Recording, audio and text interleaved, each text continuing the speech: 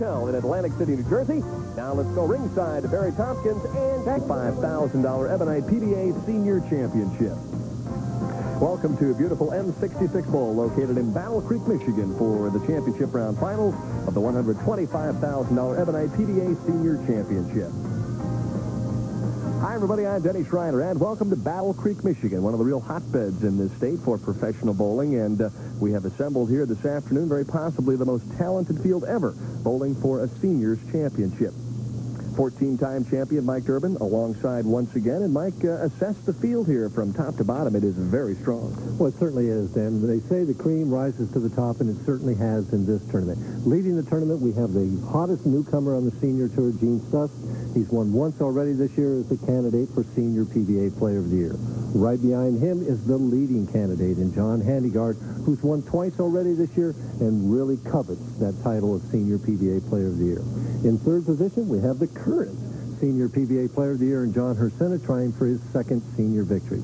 Fourth place, PBA Hall of Famer, 26 titles, Don Johnson, but he's still looking for that first senior victory, and he's going to take on maybe the best bowler in Michigan history, Dick Beattie.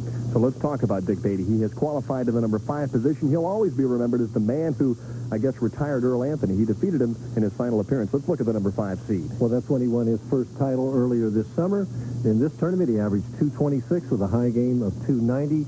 Dick has the type of approach, Denny, that if you blink, you miss it. But you see it right here, a very straight swing, very quick steps, a very minimal hook, but he's extremely accurate and just throws a lot of balls in the 1-2 pocket. All right, let's move on now to the Hall of Famer, Don Johnson, 26 career titles, although he's the only non-winner on the telecast tonight as far as the seniors are concerned.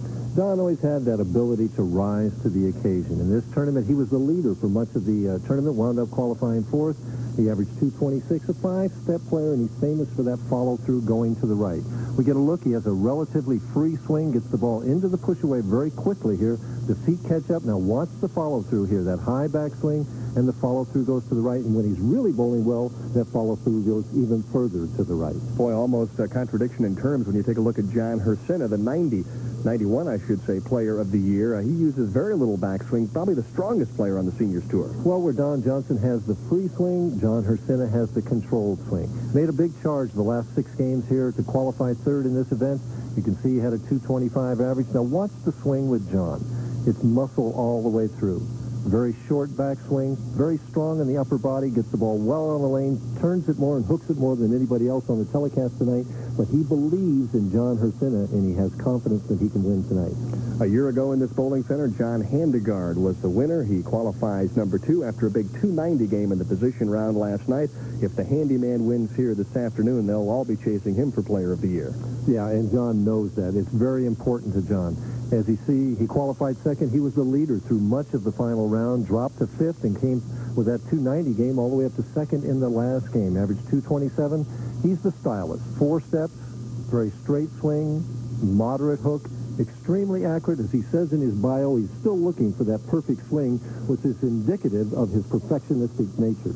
And on top of the stack this week of 243 players is Gen Stus, a player who burst onto the senior scene earlier in March when he won his first tournament out in California.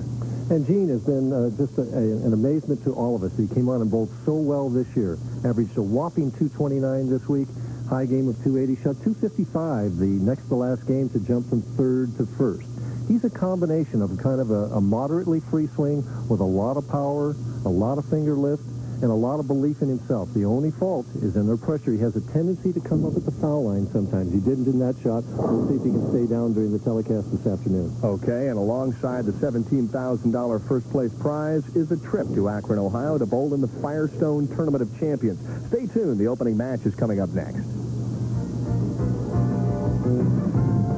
The championship round finals of the $125,000 Ebonite PBA Senior Championship is being brought to you by Budweiser, the king of beers, who reminds you friends know when to say when. And by Pizza Hut, home of the 6-topping Supreme and 9-topping Super Supreme pizzas. Pizza Hut, making it great. When we come back to M66 Bowl in Battle Creek, it'll be Hall of Famer Don Johnson taking on left-hander Dick Beattie.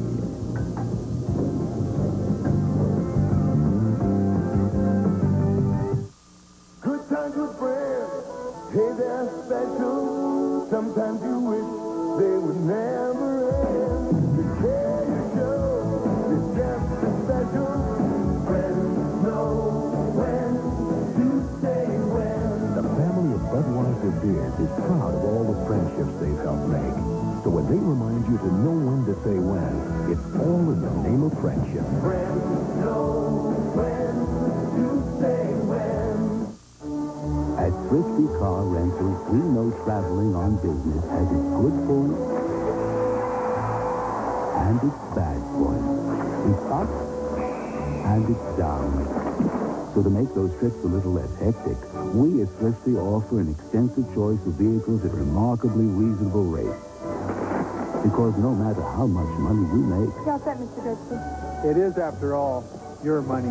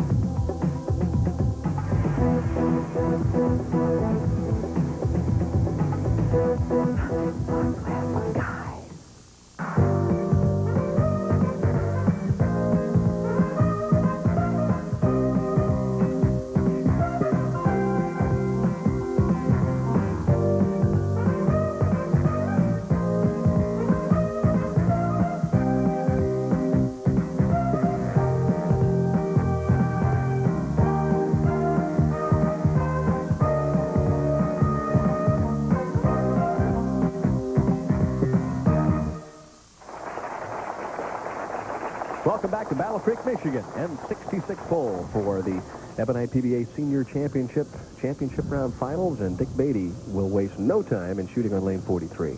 Championship pair here, lanes 43 and 44. And he starts with that light scrambler right away.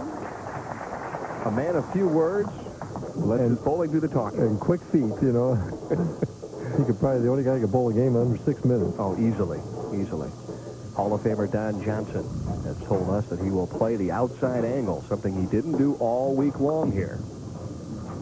Out to about the 5-4, a flush hit, and he leaves the solid 7. Reminiscent of back in 1972 and 1973 when he left solid 7s in the 10th frame both those years to lose the Firestone Tournament of Champions each year. Once to Jim Stefanich and the other time to Dave Davis. Can't throw it much better than Coco did on the opening offering here on lane 44. But I guess all you do is make the spare and head to the left-hand lane.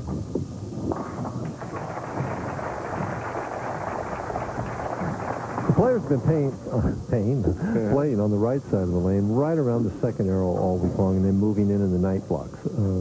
Sometimes in the morning blocks, they'd be playing around maybe 7 or 8 and 9. Don didn't feel that was there today, and he felt that he got pretty good traction, pretty good angle with the outside line. He's always enjoyed that line, and he's moved out there for the telecast. Good free swing, comes up with the light hit, another 7-pin. So a variety, back-to-back 7s for Don Johnson. You have to feel good about the fact that you're hitting the pocket, though, right? Well, he always has liked that angle. Don, as I said at the top of the show, has always had the ability to rise to the occasion. He'll change hand positions, change balls, change weights, change angles, and somehow get the job done.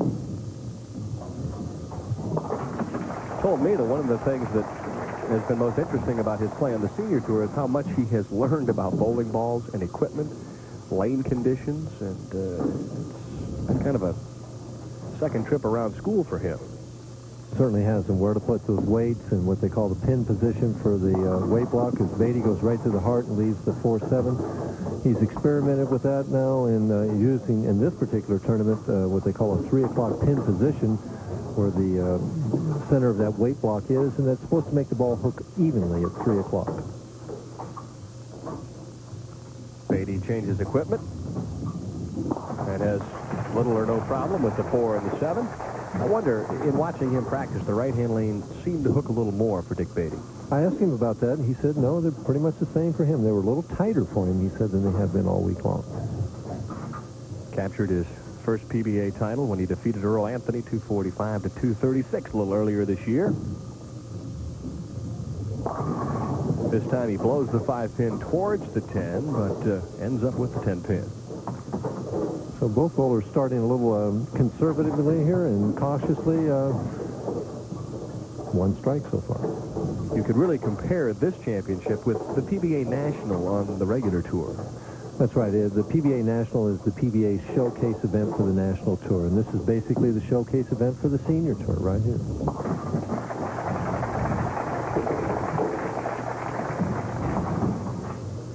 Strike here, and the match is even.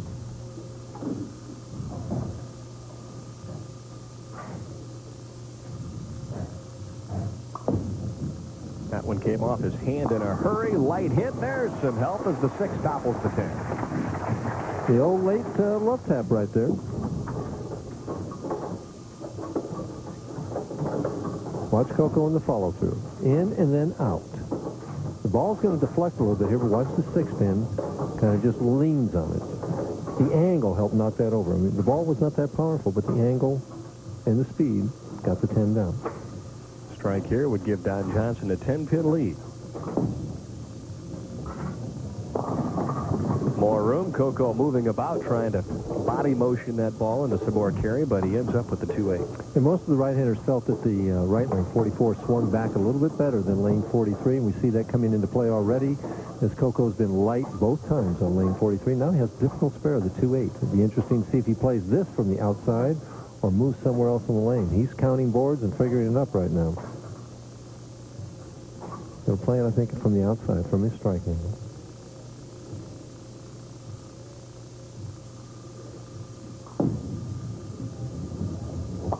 Nice shot. Beautiful free swing for Don Johnson.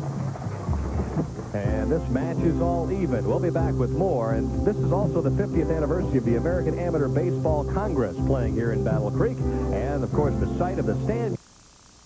You've been noticing a new car on the road this year with the stunning lines of the future, and you pay more and more attention.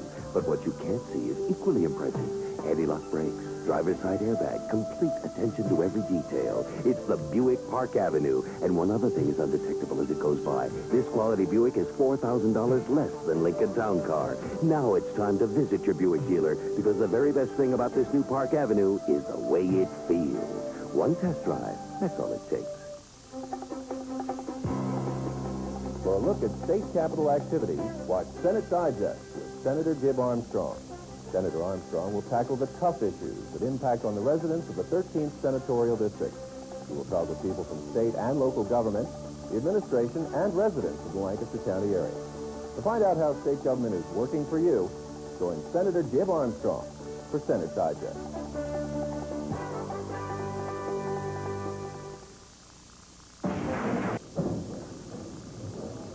Match stands at even right now between Beattie and Don Johnson in the opening game of the Ebonite PBA Seniors Championship. Went high the last time, made the adjustment, and diced up the rack on lane 44 this trip. Well, I think more than that was an adjustment. I think that he just was not working on a strike. He was free and relaxed, and just a little more confidence here. You kind of tend to pinch it off a little bit trying to get that double, especially the first double. Light in the pocket here, trusted it all the way. Now he's throwing both balls in the pocket light on lane 43. See what happens again this time. Light again, leaves us off 7. Seems to play very rhythmically, naturally, Mike. It's a very simple game, but it's a game that repeats time after time after time. Yeah, that's probably why he's one of the best bowlers in Michigan's history. Many will argue that he is the best. Well, Gen Stus might have something to say about that. He may chat with him a little bit later on if Dick makes it all the way to the final game. They had a lot of fun last night bowling the position round game. They bowled together for years as teammates and opponents. Now Don Johnson works on a spare in the 4th. Match is still even. Let's see if Coco can get something started here in match number 1.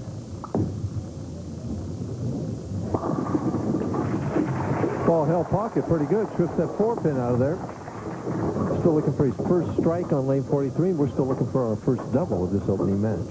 Well, does he slow down the speed on lane 43, Mike, or does he just keep moving with his feet? I think that he'll try and slow down the speed a little bit then. Because he's pretty much as far right as he can get right now.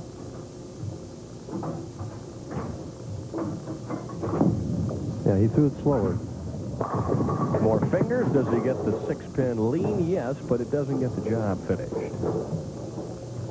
Well, the way this match is shaping up, it's like the first person that gets a double or the first person who makes an error is either going to win or lose. John Hriscina is next in line. John Handegard, the number 2 seed, and Gen Stus, the number 1 player this week after 48 games. Might make mention of the fact that this is a 48-game event as opposed to 40 games during the... No, 36. Okay. Yeah, there's 24 games in the qualifying round here and 24 in the match play as opposed to normally 18 and 18. That's right. I was thinking 42 on the national tour. Looks like it's high again. Boy, it looked like it was a much more direct shot. Didn't look like he swung that ball at all, and he ends up with a handful, the big 5 on 44. And that's the tendency under pressure when the lanes are tighter.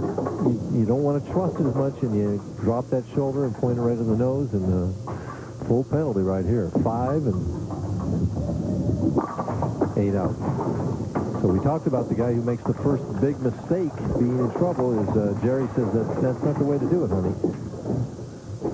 Well, he was able to string together strikes throughout most of the week to qualify in the number 5 position. He'll have to do so now. Still has room to shoot through 22.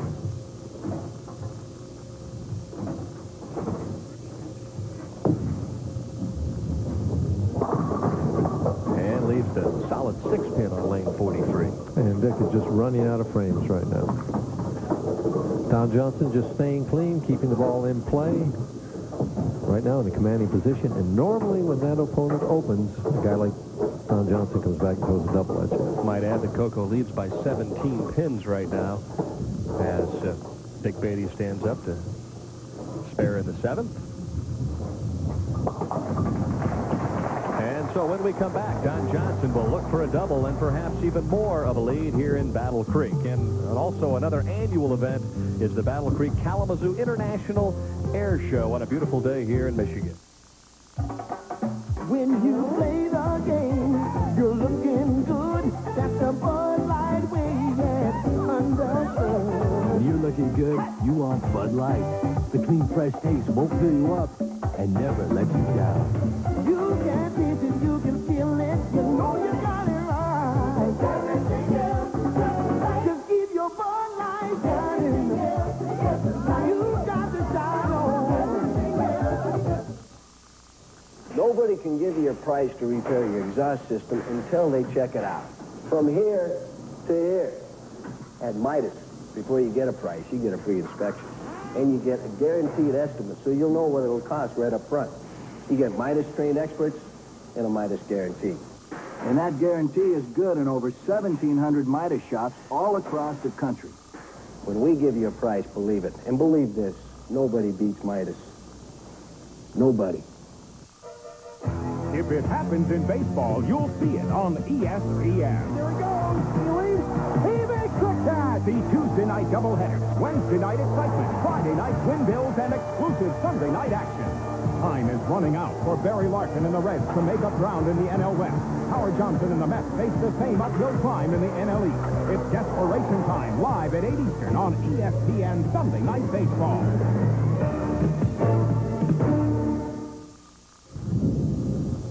Don Johnson leading by 17 now in the 7th frame. Opening game of the Ebonite PBA Senior Championship from Battle Creek, Michigan. Oh, he caught a handful there, and once again wraps the 6 around the 10. Keeps Beattie in the match. Somebody can just put together 2 or 3 strikes here. They're going to win the match. Don makes this. We got 3 frames to go, and 16 pins the difference. Had one big split right now. Cross lane at the 10 pin, so another ball at it, one that doesn't bite the lane as much. Goes straighter. All right, all the years that you played outside, what did you used to call that when you played out there? The gutter shot, the outside angle. Well, Larry Lickstein, the player services director, and I were chatting a couple of weeks ago, and his son Mike obviously is a terrific player, and he was giving me some of the new lingo. That's the G now, and if it's hooking back and striking, it's the flaming G. Oh, So okay. we've got to start to update our terminology here. Got to get contemporary, huh? Right. A ball that's tracked out a little bit is called a file city ball.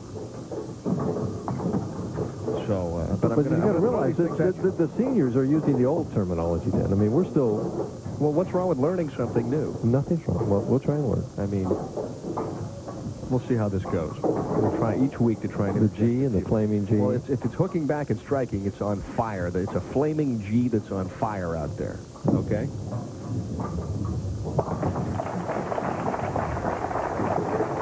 Right now, it seems to be doused a little bit on the...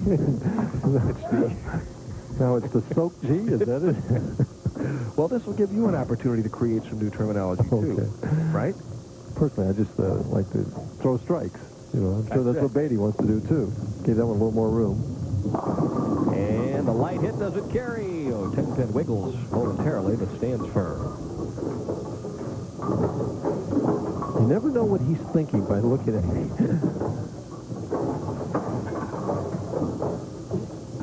15 pins the difference if he makes the spare. He was certainly impressive the night that he defeated Earl. He just did nothing but throw strikes under all that pressure, all the scrutiny, national exposure.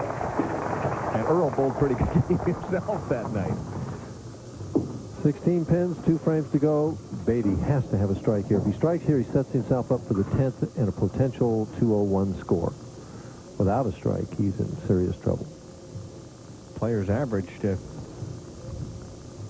think, a little better than 220 on the championship round pair, these 5 players during the week, but we've yet to see a double here in the championship round. Hardly a strike. Hardly any strikes at all. When Hriscina comes on, we're going to see an entirely different attack, though. Beattie's had 2 strikes. Don Johnson's had 2. Had about 10 9 counts.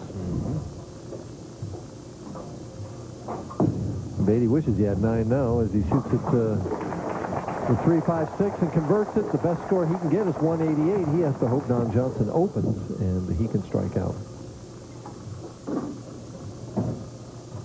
Through the years, one of the best ever in the championship round. 51 and 34 overall.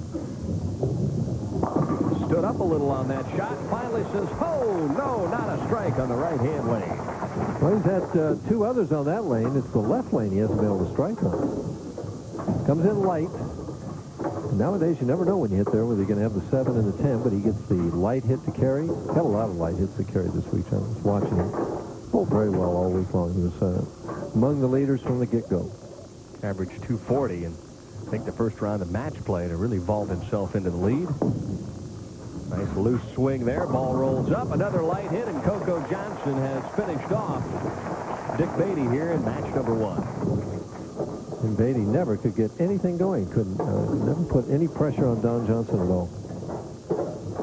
Don Johnson with a possible 217 if he would throw 2 more strikes here in the 10th frame. And he will face the current PBA Player of the Year, John Hriscina, in our second match. Boy, a little more direct there. Amazing what a double will do, right? All of a sudden, that arm gets loose and free, and the ball comes off. Just a little bit better, and you hit it a little bit more, a little better roll, a little more confidence, and those pins seem to know when all those things happen.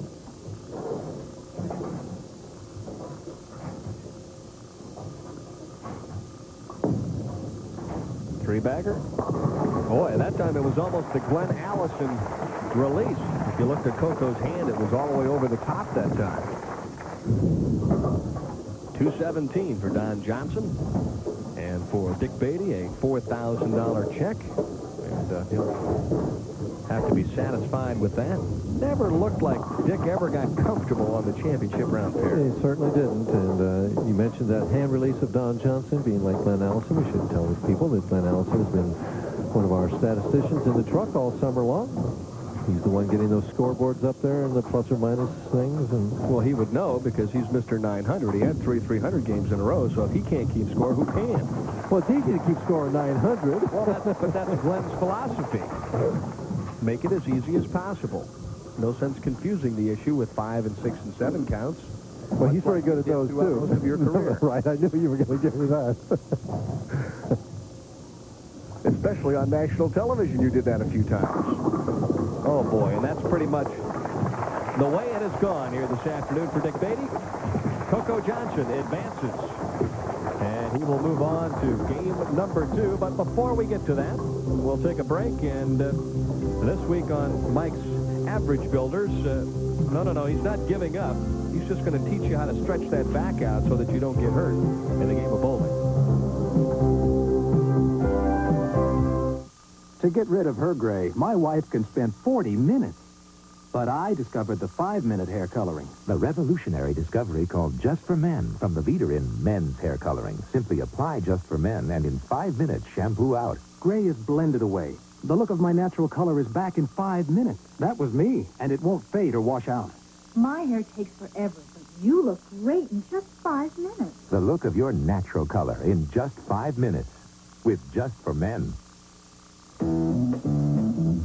Coming on video cassette, Oliver Stone, Academy Award-winning director of Platoon and Born on the 4th of July, now takes you to the heart of the 60s and inside the legend of Jim Morrison. Let's just say I was testing the bounds of reality. The Doors, an Oliver Stone film. Coming soon on video cassette. Average Builders is brought to you by Pizza Hut, home of the 6-topping Supreme and 9-topping Super Supreme pizzas. Pizza Hut, making it great. The name of this tournament is the Ebonite PBA Senior Championship. And because it is the Seniors Championship, I thought I'd like to gear this afternoon's Average Builder primarily to seniors, of which I am now one, although really it can be applied to anyone. And it has to do with backaches. Maybe you're like me. I've had back problems and backaches for the last 30 years. And many times bowling is blamed as a culprit for back problems. But I really believe that bowling can be an asset, that it can strengthen the muscles of our back to help us enjoy life more fully. But I also feel that we need to do some exercises before we come to the bowling center to stretch those muscles out to help us enjoy our afternoon or evening of bowling more fully. And that's what I would like to give you this afternoon. A couple exercises that we can do before we come, and then a couple exercises that we can do at the bowling center if we begin to tighten up or stiffen up in between frames. Now, in order to do these effectively, I've got to get down on the approach on my back, like so, because that's how they're done. You're laying flat on your back like so, and the first thing we do is simply take one knee, bring it up slowly, and pull it right to my chest like so. Don't bounce it like this. Just even pull and hold it there for a count of 10. Then after I do that, I take the other leg and do the exact same thing, holding it for a count of 10. Try and do 10 repetitions of those on each leg. After we finish that one, then another one to try and stretch the muscles a little bit side to side. I put my hands flat out, palms down like this, bring the knees up like so to my chest, or at least as far to my chest as I can get, and turn to my right like this. Then hold it like so. Then turn back to my left and hold it like so, again for a count of 10 on each one of those moves, and try and do 10 of those. Now, what that will do is stretch those muscles out in your back and get you ready to bowl. Now, while we're at the bowling center, many times because we're waiting in between frames, or maybe a breakdown, or maybe because of bad body posture, the back begins to stiffen up again. Well, here's what we can try and do then. As you're sitting in your seat, ready to bowl, you're simply sitting here like this. If you feel you're beginning to tighten up, take one knee like this and just gently bring it up to your chest like so. And again, don't bounce it. Hold it evenly for a count of 10, and then do it with the other knee, just like this, for a count of 10. And if you feel you may need to stretch out a little bit, simply put your feet on the sides of the chair like this and reach back and try and grab the legs like so. This will stretch the muscles back here, and again for a count of 10. And if that all fails, let's just get up and walk around. That'll help keep you loose in between frames. Well, that's our series of average builders that we've had for the season of 1991. ESPN will return in 1992 when we'll televise more national events and senior events, and we'll have a whole new set of average builders. So we'll see you next year.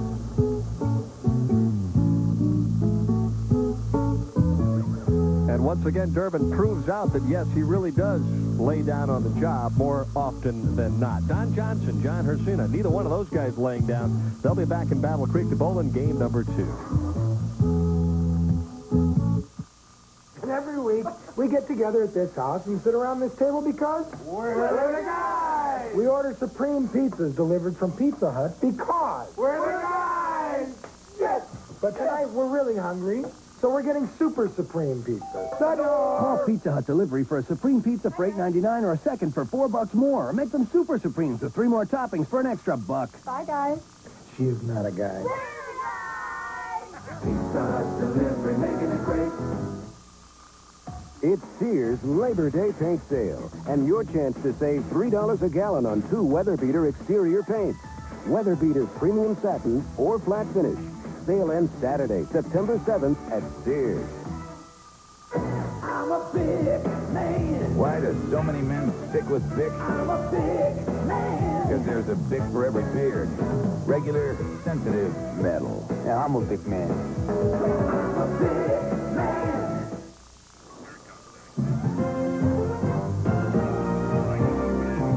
The Cincinnati Reds are fighting to stay alive in the NL West. Leading the charge is Barry Larkin, one of the best shortstops in baseball. Sunday night, the Reds invade Shea Stadium to face the Mets and Howard Johnson, who's among the league leaders in homers and RBIs. The Reds versus the Mets, Sunday night at 8 Eastern Time, exclusively on ESPN. And from baseball back to bowling here in Battle Creek. Championship round pair, 43 and 44. Don Johnson, coming off his victory against Richard Beattie, will take on John Hriscina. Yeah, Don finished with 4 in a row. Maybe he's loose now and ready to bowl a big game. Have a feeling he might need it. Hriscina did a lot of striking during the practice session.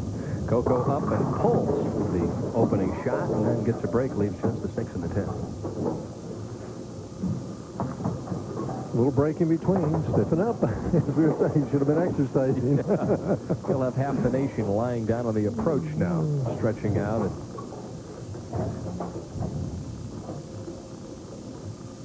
it's amazing to me, though. I don't think most of the players spend enough time loosening up prior to bowling, especially once it gets a little cold outside. Well, being cold outside, we're familiar with that in Ohio, where we're both living. Yep, and also those players like yourself that have been bowling in advanced years. Well, I'm glad I've made it to advanced years. That's right. Oh, look at this hook shot. Whizzing back. Does a 7-pin fall? No, it doesn't. Pretty good opening shot there by Hriscina. And John was just striking at will in the practice session. Now, that doesn't mean anything because the lights are on right now. This orange ball or whatever color that is that he uses to shoot spares, straight and hard at him.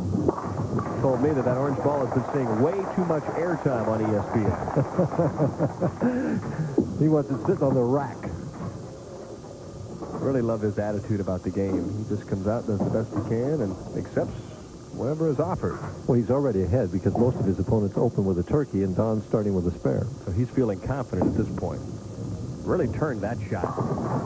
Excellent reaction. Strike on lane 43 for the current Player of the Year on the Seniors Tour. You got a picture of his strength on that shot. He just stayed behind that ball so long. Now watch how he's behind it. Now the turn. The ball's almost over the foul line for you. The fingers start going around the ball. The rotation there. Watch the 6-pin slap that pin out. Now Don Johnson will try and do it another way, and a flush hit for Coco Johnson on lane 44. He says, I got all 10 down. I just have to hit a little higher in the pocket now and then. Well, his whole career, he battled players that were probably more talented physically, certainly stronger. But as you mentioned and alluded to in the Open, Don Johnson's always been the type of player that could figure something out and make the shots under the most amount of pressure. And he did that consistently from the 299 game he bowled against Dick Ricker back in 1970. And he won the Firestone Tournament of Champions for the double. Needs a little help on the light hit and doesn't get it. I remember one time in the World Open in Chicago, going into the final 8 games, he was like 200 pins out of the show in 17th place and averaged like 240 in a brickyard to make the telecast and wound up winning that tournament.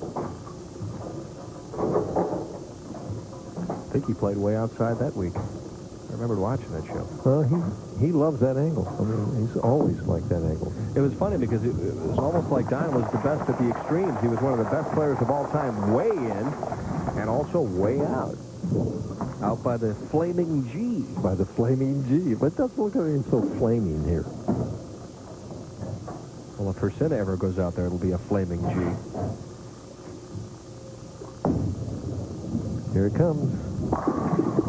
That ball rolled out, still snapped out to 10. And it hit half pocket. A lot of power. A lot of power. And a double.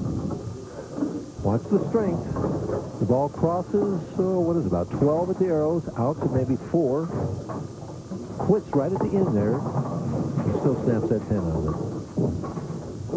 Turn around for the double, a 10-pin lead, maybe 20 if he X's here on lane 43.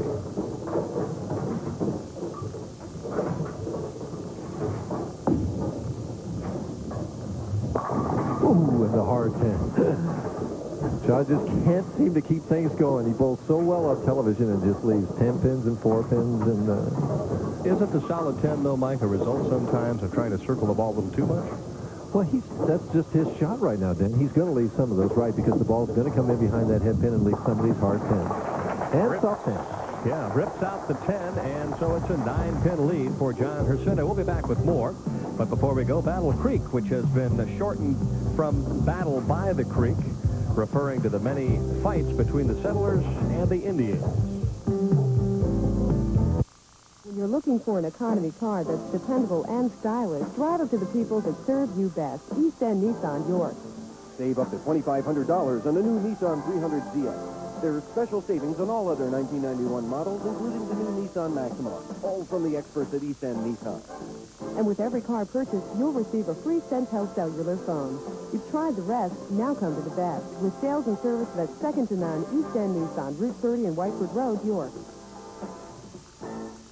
The broadcast networks want to add a 20% tax to your basic cable bill, just so you can watch on cable what they give others for free. Powerful lobbyists for the broadcast networks are working hard to pass a law in Congress that could do just that. And the money raised, up to $3 billion, will go right into the broadcasters' pockets. You'll get nothing new, just the same network TV you're getting now. Write to your senators and representatives or call the number on your screen. Stop the broadcast networks from adding up to 20% to your basic monthly cable bill. Don't let those... Saturday night, all right for fighting on the world's fastest half-mile track. It's bumper-to-bumper excitement under the lights at the Bud 500. Watch and you could win a new car tonight, live on ESPN.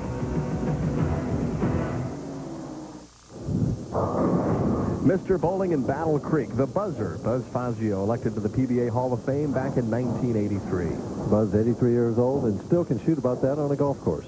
I know one thing, I wouldn't want him on the course or the approach because he's a battler. Just like this man throughout his career. Down by 9. Needs to get something started and does with a perfect strike on the right-hand leg. Full higher backswing that time, a little more direct angle. But again, he's getting the finish on lane 44, not quite getting that same finish on 43. The only time he struck on 43 was in the 10th frame of the last game. In my observation, when he goes a touch more direct, he's got a better chance on 43. When he swings it on 43, the ball just does not get to the head pin. And if it does, it doesn't seem to hit very hard. Yep. Well, he's moving those feet around a little bit more.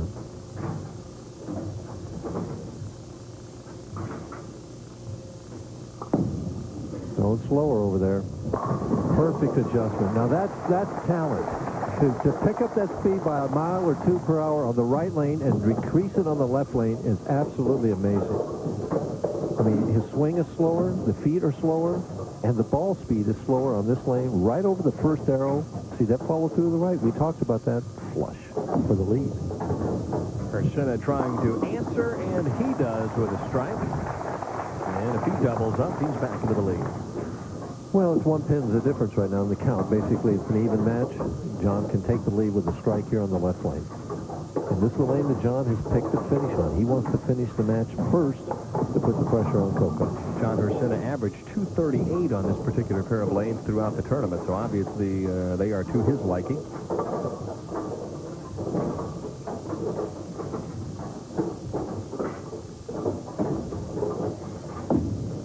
A little more swing. Ooh, light hit. Yeah, and he carries. Susan says, that's the way to do it, Derek. Keep stringing them right along. One thing you love about the seniors, they waste little time getting up and getting the shot off.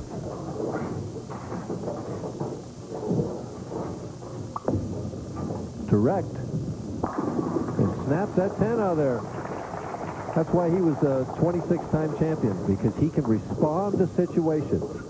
Funny, one of the things I asked Don about throughout his career, what made him such a the great player that he was, he said, well, I always had a lot of confidence in my ability to do the things that I had to do. Many people don't. That's true.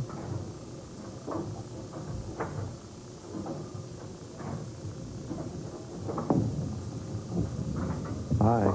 Ooh, trips that 4-pin out of there. Slaps himself in the head. The old Harry Golden headshot there, huh? Hey, we get a look at it. He really goes direct here. It's about 5.5. It looks like it's going through the nose right here, and just holds the 2-pin. Just nudges out that 4.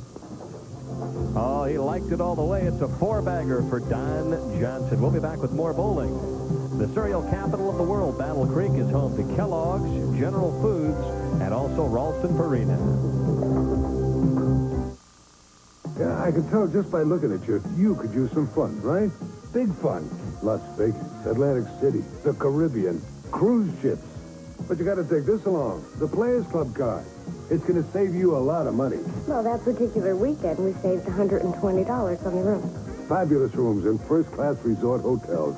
Use the card and take 25% off every day, any day. And you like to eat, right? Well, take your Players Club card. And they just automatically take 25% off of the meal. And no hassle, saving even more money. Airfare. We're up to half off on shows and entertainment. So why are they so good to you? There's something about Players Club members that just stands out. They come to places like the Las Vegas Hilton and to the Flamingo Hilton to have a good time. And that spreads to people around them. Call Players Club now. You're too smart to pay full price. New members get 2 free nights in Las Vegas or Atlantic City when the club books their flights. Call now, 1-800-554-9000.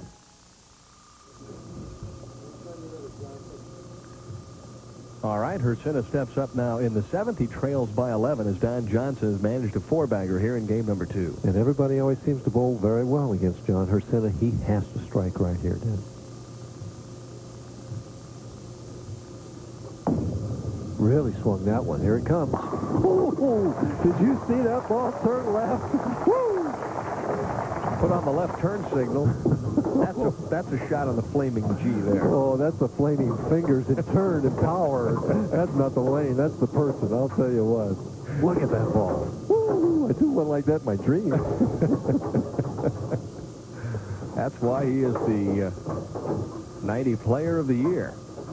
For the lead now. Oh, he caught it all and nearly caught a huge break. Well, he did catch a break. He actually did. I was going to say a disaster because the 10-pin did fall. That ball actually rolled out. You don't want to swing it that much on the left lane because it doesn't finish as hard as the right lane. And it just didn't hit as hard. Flamethrower at the 7. Comes in light here and was actually rolling out. You see it barely got the 5 out, and he just got that fortunate love tap of the 10. You know, what was so funny about that is I was watching the 10-pin when the ball hit, so I thought he got a break in the 6 picking up the 10. I didn't even see the 7 till the last moment. It never occurred to me he could leave the 7 on that hit. Johnson trying to extend the lead. The best shot of the week for Johnson, who runs it out and really applies the tourniquet. Well, it just seems that no matter what John Hriscina does, his opponents rise to the occasion. Coco couldn't have thrown this ball any better. He's looking at it. He knows the situation. This is for 5 in a row and a 12-pin lead. Juice is flowing right now for Don Johnson. Looking to go ahead by 22. And gets another hit. Don Johnson right now bowling about as well as he could on this particular fair lane. And getting the breaks. And we talked about that at the top of this game, you know, that those 4 in a row that he threw at the end of last game, would that give him the looseness and the confidence. And right now he's got 7 out of 9. That's 11 out of the last 13 shots or strikes. Hriscina could shoot 248. I mean, normally that's enough. strikes in the ninth. He has to strike now. I mean, right, it's out the sheet to make Don Johnson throw count 19 in the 10th frame to win the match. 22 pins the difference. John can cut it to 12 with the first one in the 10th, and he has to have this one to have a chance to win the match.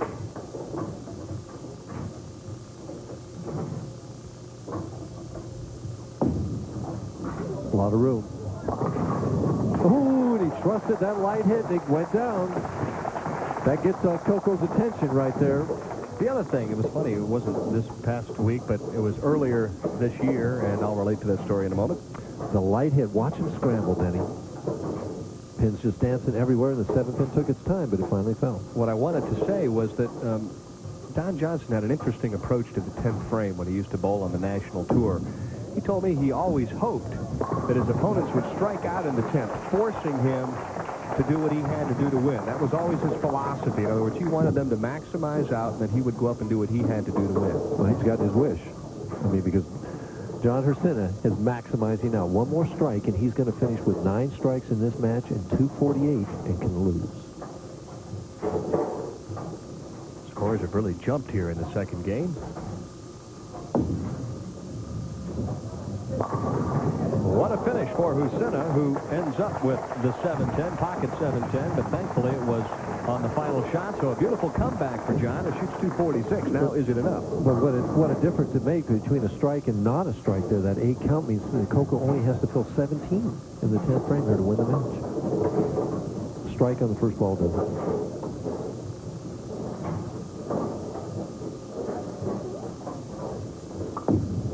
Very direct. And it did it. Oh, my goodness gracious. I thought that ball was going through the nose. That's enough. Remember what Mr. Whaley used to say there? Daddy lockups with that. Daddy lockups. Big time shot here. Boy, that was the Dick Weber frozen rope shot right there. Pack City. Coco saying, yeah, that's all I needed. Now I can relax and start thinking about John Handegard. The job doesn't get any easier. And then Stus on top of the stack to boot. See, I think he thought he needed a strike and 8 and a spare. He didn't. These are the 250s. He hasn't matched one. He doesn't know it. Takes a look over at the big board now and told me that he was looking forward to bowling in the championship round because he had a solid week, and I guess he just whispered to Chuck Pisano over there that he wasn't trying to pull a Del Ballard and throw the ball in the gutter and lose the game, so he just threw it hard and hit the head pin and had more than enough as he shoots a game of 256. And for John Hriscina, 246 and yet another loss. When will it end? Well, John will have to come back and give it another try the next time around. Don Johnson, the winner, and he will take on John Handegard coming up next here in Battle Creek. And we've got some other bowling notes just to pass along as well. This Labor Day, find a Budman inside packages of Budweiser, Bud Light, and Bud Dry Draft. You big lug. Could have had a brand spanking new raft. Shins up, men. Here comes a winner. Yowza. Hey, you could win one of thousands of prizes, including sailboats. That one really hurt. Give me 3. Heads up, man. Somebody just snapped your 12 pack. What? Wait for me! Man. We say no to flimsy. So, first of all, we start with a heart of solid brass, which gives Price Pfister faucets every advantage. Solid brass is favored by people in the know, since it's far stronger and lasts longer. Yet our affordability never fails to surprise. So look into and under a Price Pfister, a fabulous faucet with a funny name.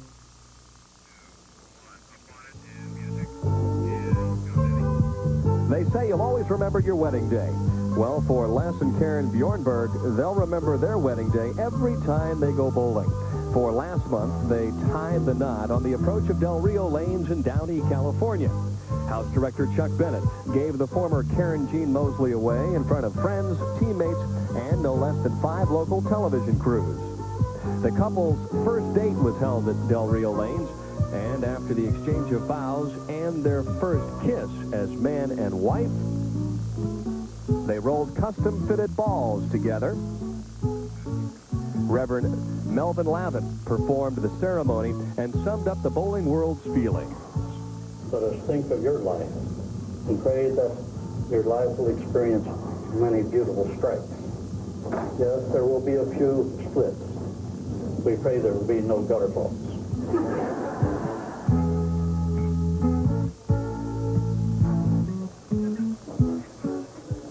All right, well, we've got a moment here before game number 3. We'll update you on the results from the Pan American Games that were bowled down in Havana. And, well, the United States had a terrific week down there under the tutelage of head coach Fred Borden.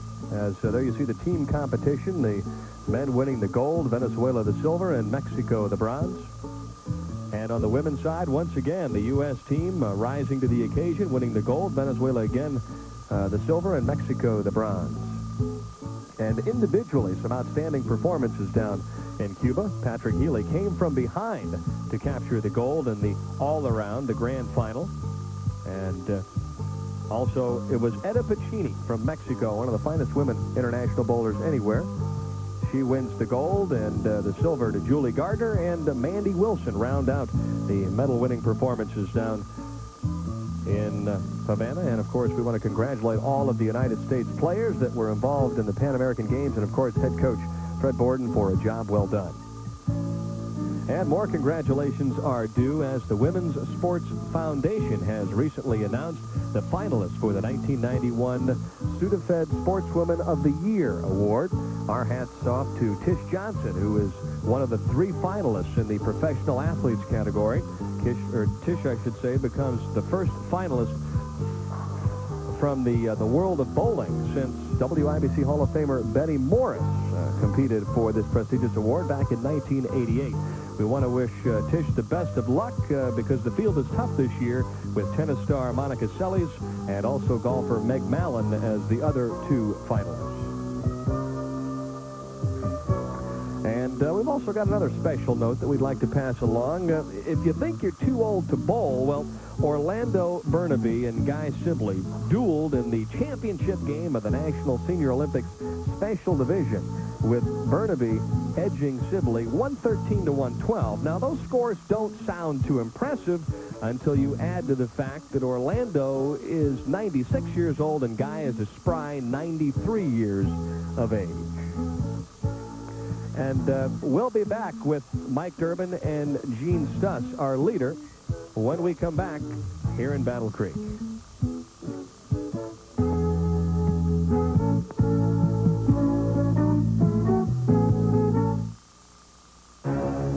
You want more. More taste. More choices. More for your money. That's more of what you'll find at McDonald's today, where a regular hamburger's just 59 cents, a cheeseburger 69 cents, and our new chicken fajitas just 99 cents. That's more for you and more for your money. That's McDonald's today.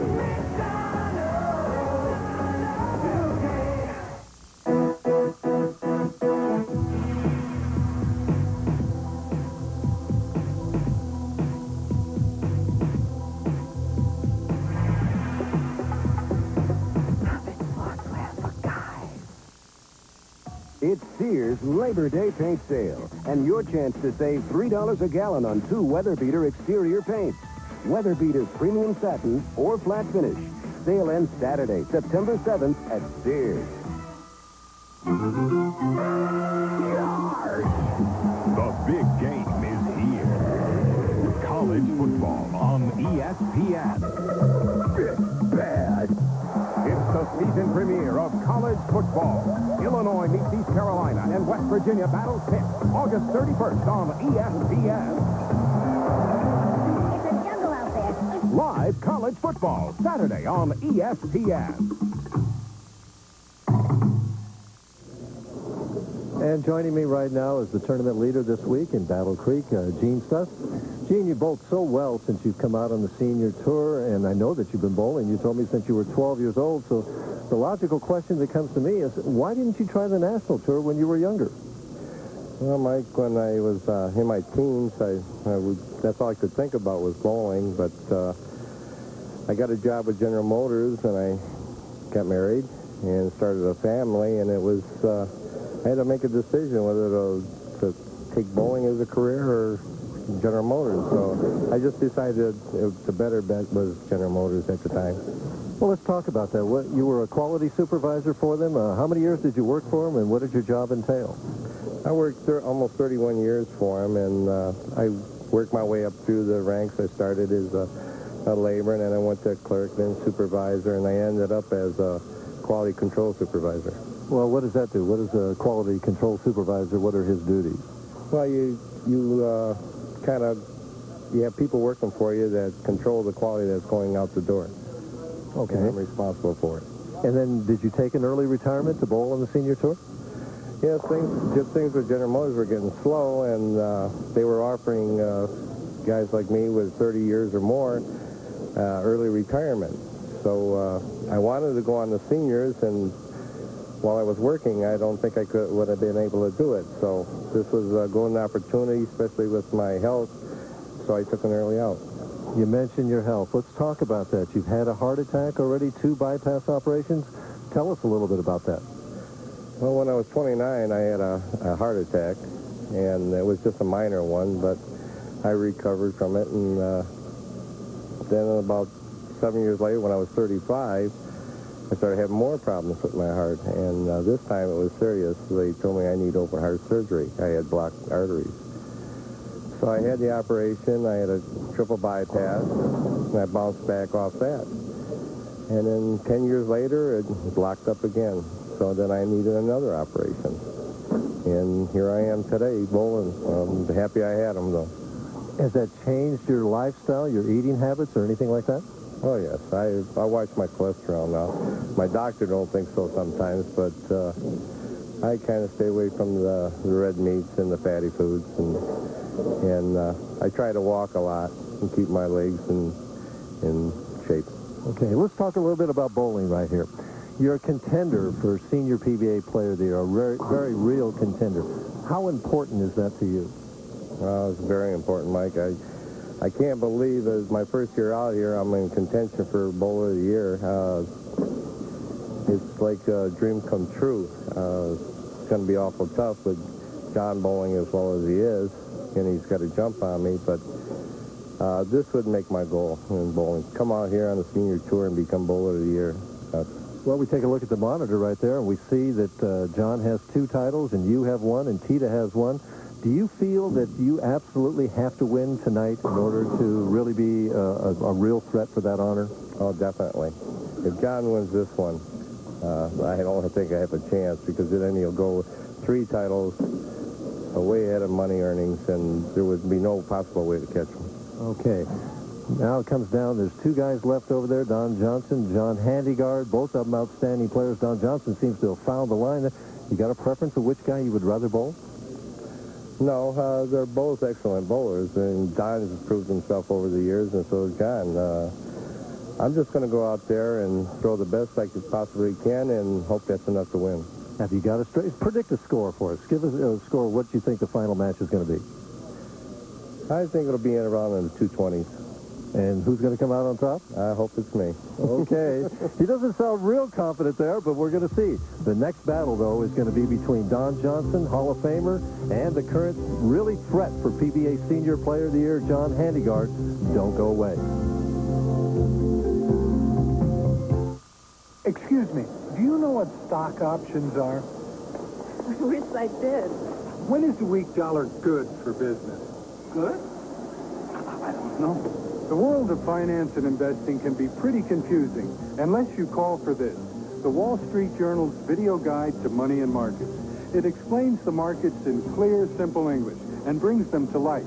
This exclusive 30-minute video is free when you call for 13 weeks of the Wall Street Journal for just $37, over 20% off the newsstand price. Subscribe to the Journal and get a daily view of the whole world of business and how it affects you.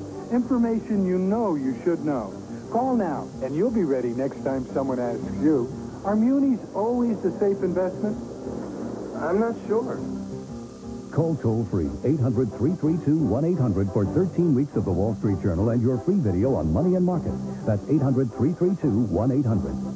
I watched what I ate, worked out on my Easy Glider, and lost 75 pounds. This is actual footage of its home video showing his dramatic weight loss. All across America, people have found that 20 minutes every other day works to firm all major muscle groups and helps to lose weight aerobically. I'm using my arms, my shoulder, my back, my tummy, my thighs, my legs. I get it all. Dual resistance allows you to adjust tension for both legs and upper body. I have tried bike, jogging, even racquetball, and Easy Glider is definitely the best. And this handsome unit folds down quickly for easy storage. Call toll-free like I did to shape up and slim down with Easy Glider. Call toll-free 1-800-972-3400. We'll bill your credit card 3 easy payments of $19.95 each. You get a full 60-day home trial with a money-back guarantee. The total price, $59.85 plus $9 shipping and handling. Call 1-800-972-3400 now. And coming up next on ESPN, live coverage of the U.S. Amateur Golf Championship from the Honors Course in Chattanooga, Tennessee. Of course, coverage today and tomorrow. For those of you who want an update, Phil Mickelson was defeated yesterday, so the defending champ is out. But the old season vet, Jay Siegel, is still involved in that one. He won back-to-back in the early 80s, so he's looking to add another U.S. Amateur Championship to his already illustrious career. So that's coming your way immediately following our bowling here in Battle Creek. And, of course, later on tonight on ESPN, it's the Budweiser Racing Across America Series. The hopeful from the Sarasota Racecourse. That's, of course, Saturday, August 24th, which is today, coming up at 6 p.m. All right, back to bowling. Handegard and Don Johnson. Johnson averaging 236.5 for 2 games on outings of 217 and 256. And he takes on the player right now that is probably the hottest on the senior tour. Well, he's the one that most of the players out here and on the national tour seem to think is the best bowler on the senior tour right now. Handyman comes out and strikes just like he did last night to finish. He opened with a spare and then threw the last 11 in a row to go from 5th all the way to 2nd. And that was after he struggled a couple games, too, shooting 185 and 177. So Don Johnson, when he gets on a roll like this, he doesn't care who he's bowling. After the long wait, Don picks up right where he left off in game number 2 with a solid strike on lane 44. And you notice as he starts throwing more and more strikes, as he walks back off, the steps get shorter and faster for him. He can't wait to throw that next one and get another strike. Really had an opportunity to win in O'Fallon earlier this year. You and I commented about the fact that he probably had the best reaction on the telecast. He ended up losing, made a couple of bad shots down the stretch, but we don't see any of that here today.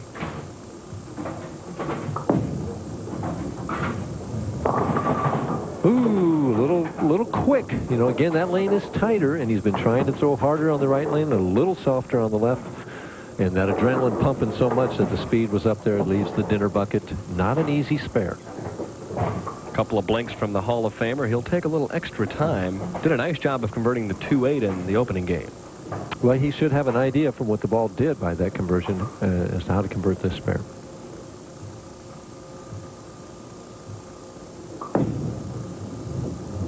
Perfect. Absolutely perfect. One of his trademarks through the years, being extremely accurate, and Don very pleased with picking up the bucket. And we get a ground level view at this spare. Ball turning into, just like throwing it at the pocket of the 2-5. Converts it perfectly. And Handy wants to get out to an early lead on this Hall of Famer. Quick acceleration right up the track, playing a different angle, using a different surface bowling ball than Don Johnson, but he comes up for the double. Well, this is basically where Handegard played all week. Early in the week, he used a ball with the pin position, that weight block position at 130, which makes the ball go further down the lane and hook a little harder at the back end, but he used a dull ball, this ball right here. Then as the lanes changed during the week, he kept the same pin position, but used a shinier ball so that the ball didn't finish so hard at the back end. Or the turkey. Got the overreaction there over the top of the ball, and it hooked early, the 3-6-10. That one was left of the head pin at about 40 feet, and he knew it as soon as he let it go. Did he just try and hit the ball too hard, or did he get it too far to the right? Well, I think the left lane being tighter, that he was just, the old fear went in there. You got to trust it, but not too much, and fold it left. Okay. Not an easy spare here either.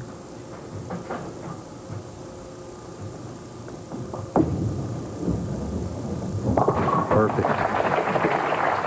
3-6-10 disappears. Don Johnson asks for a re-rack on the right-hand lane. And, of course, many people have followed Coco's career throughout his PBA career on the national tour. Didn't realize that he's done a lot of teaching through the years. Works at a bowling center called Arizona Charlie's out in Las Vegas. And Don has taught players from 20 different countries through the years.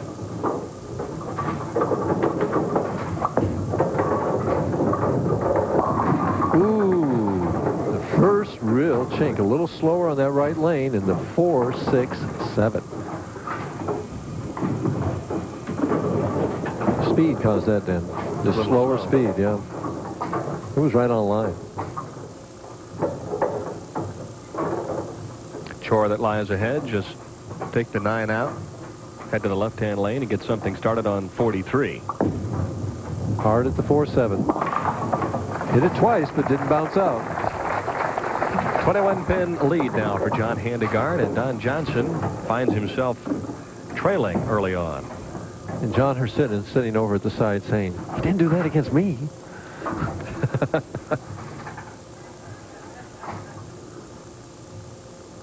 There's the handyman trying to stay calm. Tough to do because he realizes if he wins today, he's really in great shape. Don Johnson got that one out a couple more boards to the right, and he found something, so don't count him out yet. No, we haven't. I'd never count this man out. Out to the edge almost, and it banks back. That's the flaming G right there. I was waiting for you to say not the edge, but the G board, the G area. And by gosh, he's done it. Well, the International Food Festival is another annual event here in Battle Creek with staples and delicacies from more than 20 countries.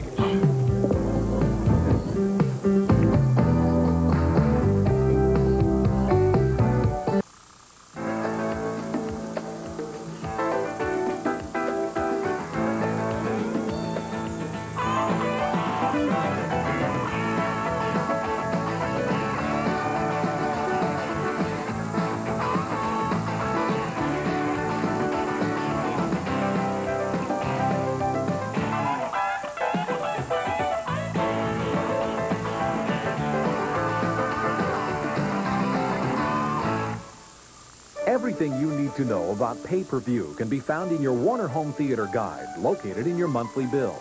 Convenient, colorful, concise, and complete.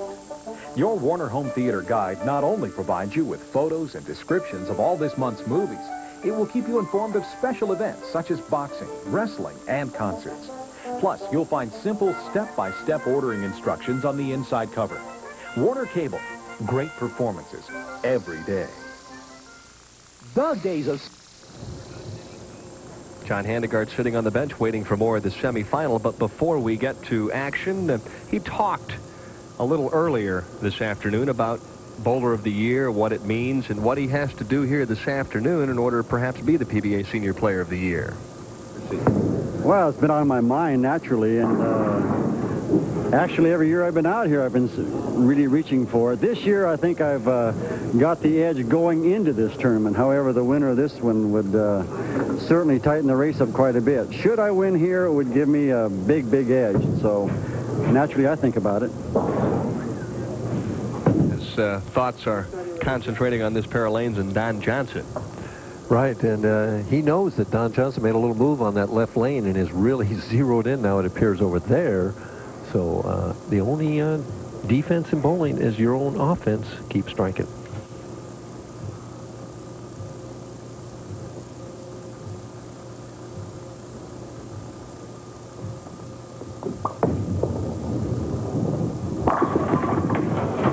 Quality shot, but it didn't quite hit at the back end.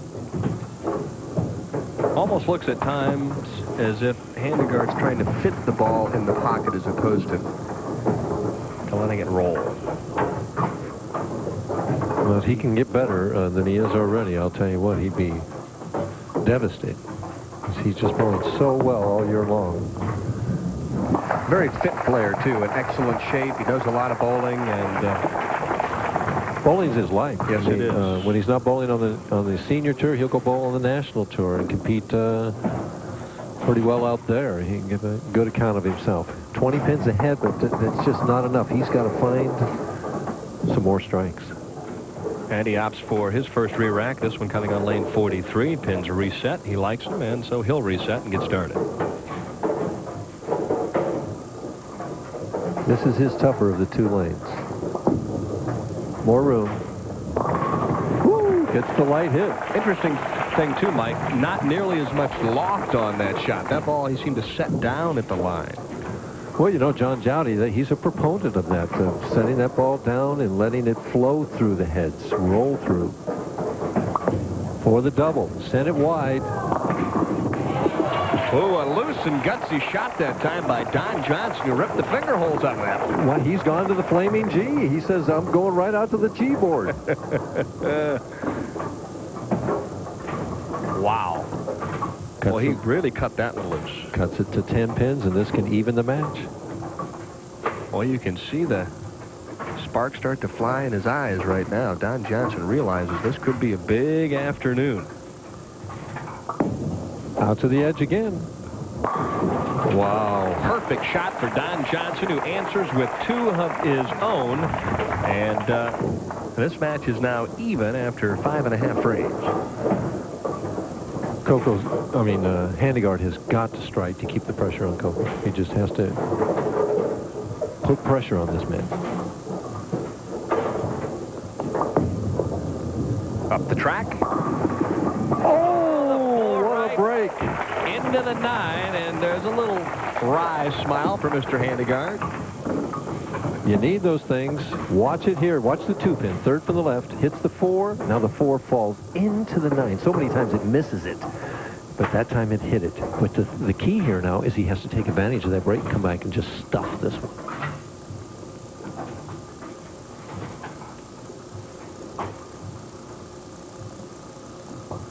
Loft. Boy, a much different shot than the one he threw the last time. Maybe he just dropped the shot. Maybe he did. I don't know. Well, whatever. He strikes, and it's a very close match. We'll be back with more bowling. About midway between Chicago and Detroit, Battle Creek is a Central Railroad point for shipping throughout the United States. Red Devil enamel. You can always count on its durable finish. Harder than ordinary paints, its beauty lasts and lasts. Red Devil enamel for the finish of a lifetime.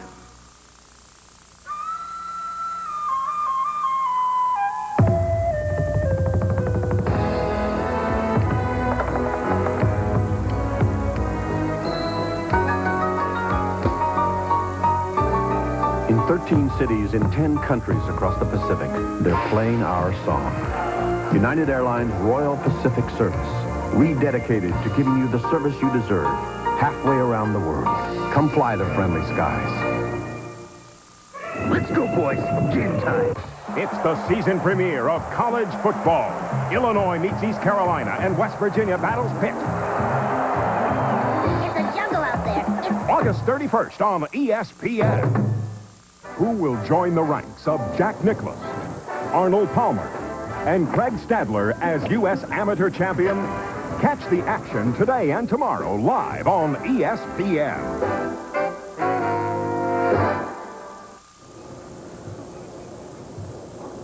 Don Johnson up in the 7th, strung together a series of strikes in game number 2 to defeat John Hriscina. Now he's trying to do the same and knock off Handegard. But Handegard responded, took advantage of that break of the 4 into the 9. See what Coco does here.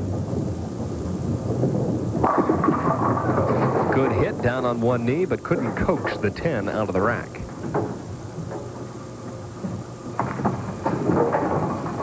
He'll switch balls, use a lower surface friction bowling ball to shoot the 10 pin. So far, everybody's been perfect on their spare attempts here.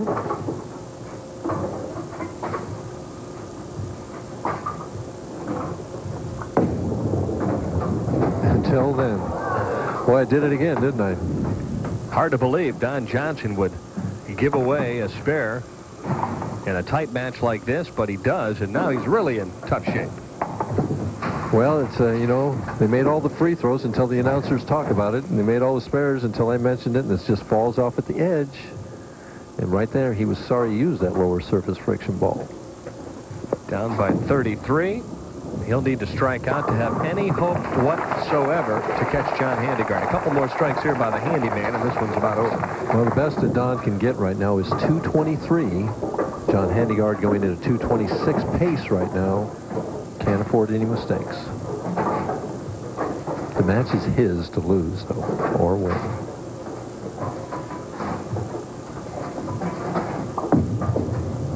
Little room. Ooh, nice shot. Leaves the 7-pin. 5-pin jutting just in front of the 7. That could have been a strike. Right now, he just wants to make this spare and strike in the 9th frame and see what Don Johnson does.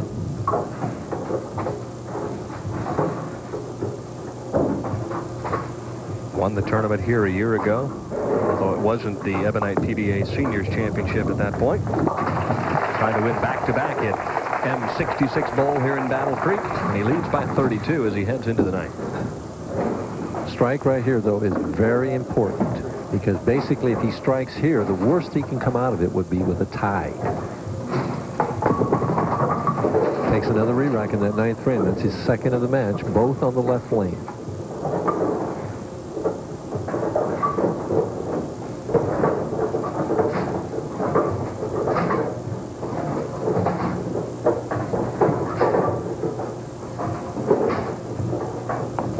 Quite a bit of extra time, and it doesn't pay off as he leaves the 2-4-5. Very bad shot. Just like you say, he took extra time. The swing was controlled, and the ball just squirted off his hand.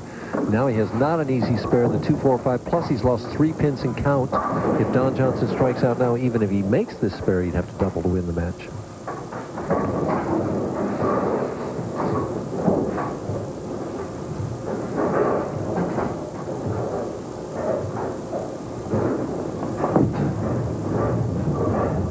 Perfect conversion, though. Perfect conversion. Tough shot, but he rises to the occasion, so a spare for Handegard in the 9th. And now Don Johnson knows what he has to do. Right. And if he wants to win the match, he has to strike here.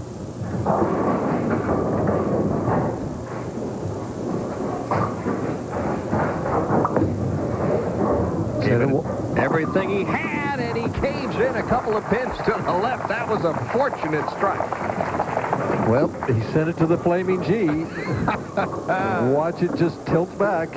And, boy, the 1 pin has to hit the 2 to strike. He expected it to come back harder. On the left lane, it seems like that G board does flame back harder than on the right lane. Coco says, now I'm in business. I got myself a chance to fight back.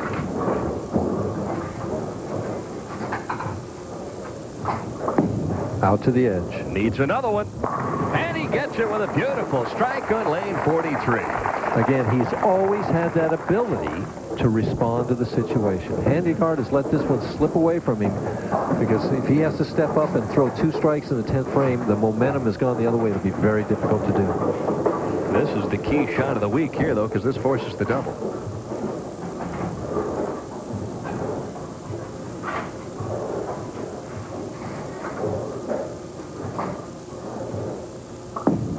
Into the swing it goes. Coco runs it out, and he trips out the 4-pin. What a performance from the Hall of Famer. Well, that's why he's a Hall of Famer. What the situation is, a strike makes Handegard double 9, and we can have a tie with a strike spare by John.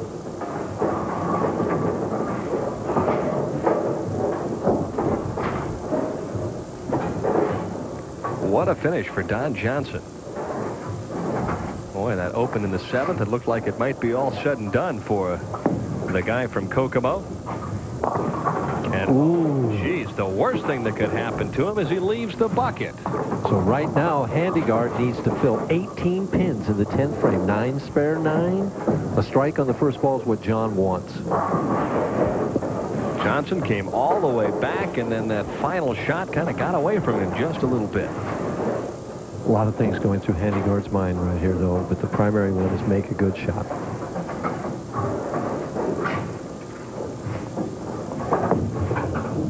It's in the pocket. Oh, boy. Crunch City all the way for Handegard, and that was easily his best shot of the championship round. And if you're vying for Player of the Year honors, those are the things that you have to do to gain the votes. Pressure shot, Mike. Pressure shot. It gives him the opportunity now to put Senior PBA Player of the Year in his hands. He wins the next game, and it's his.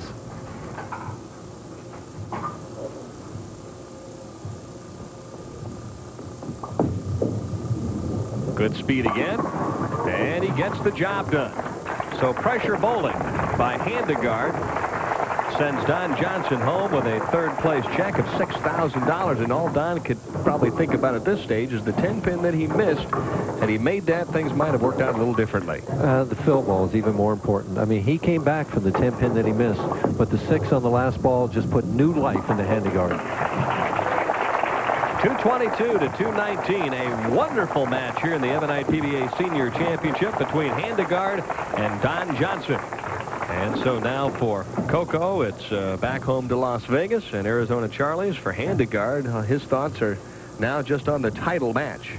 And we get what we dreamed of, the 2 top players on the Senior Tour bowling for the championship and Senior PBA Player of the Year. All right, we'll be back to Battle Creek. It'll be Handegard and Gen Stus for the title. Coming up next, though, Midas Championship frame.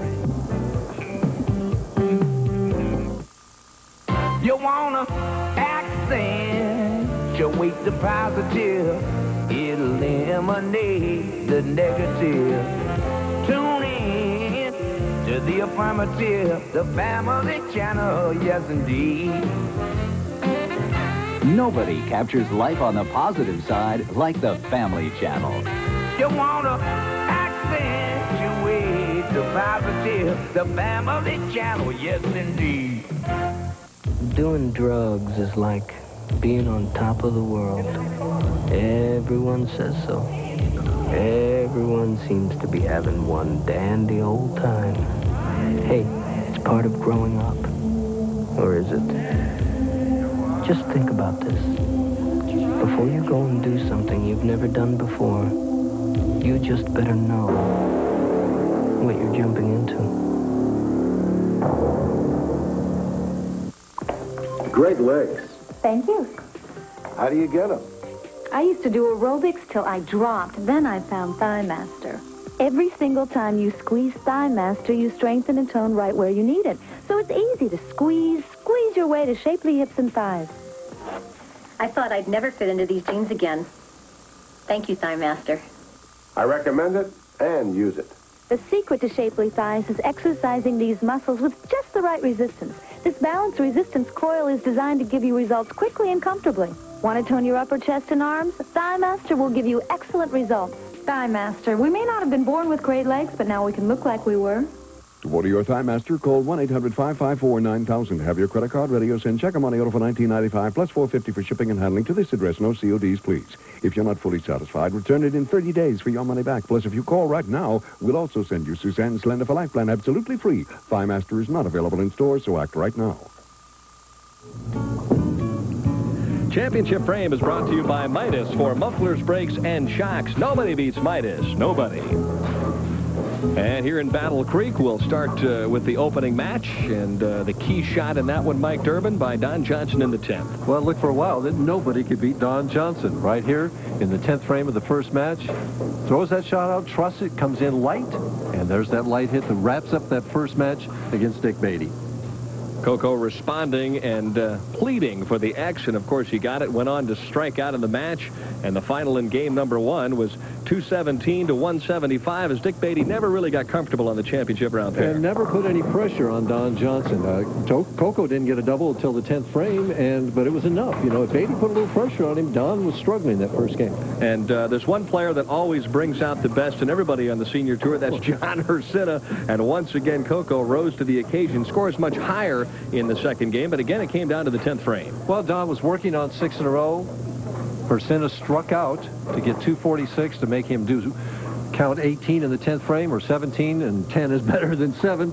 And his reaction to that, he knows he's moving on to the semifinal match right now. It was just hold on for dear life, and 256 to 246 was the score of the second game. And as we move on now to the semifinal game between Don Johnson and Handegard, it was Handegard who had to step up in the 10th frame and get the job done in order to advance into the title match. Well, Don Johnson just made a tremendous clutch performance at the end, and then in the fill ball, the thinking was a little bit different. He got 6, and that meant that Handegard had to just fill 18 in the 10th frame in order to win, instead of stepping up and needing a double. When he stepped up to make that shot, made his best shot of the match. The target is right around the second arrow. Good speed, good lift, flush in the 1-3 pocket. That's the best kind of mark that you can get. All 10 in the pit for Handegard, who practices off to our left now and prepares for one final game here at M66 Bowl in Battle Creek.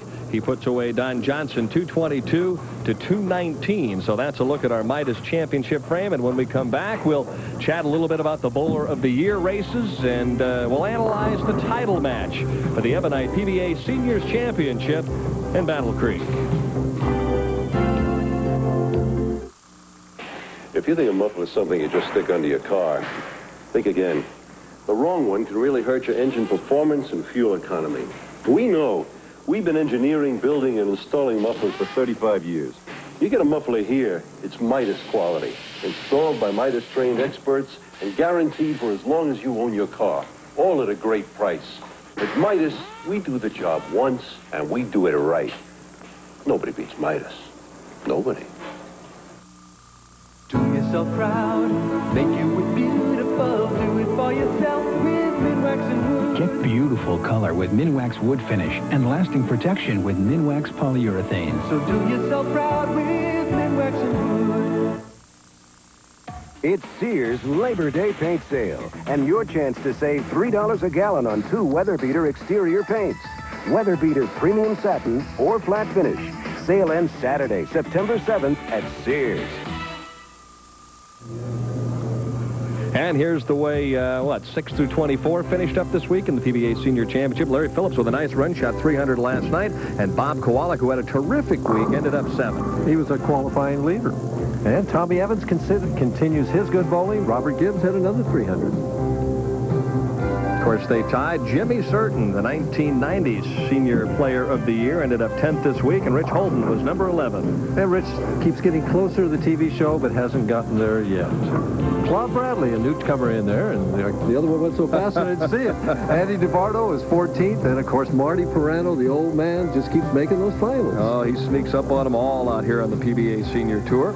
James Brenner, 16th, and my good friend Les Sykes from Palatine, 17th this week.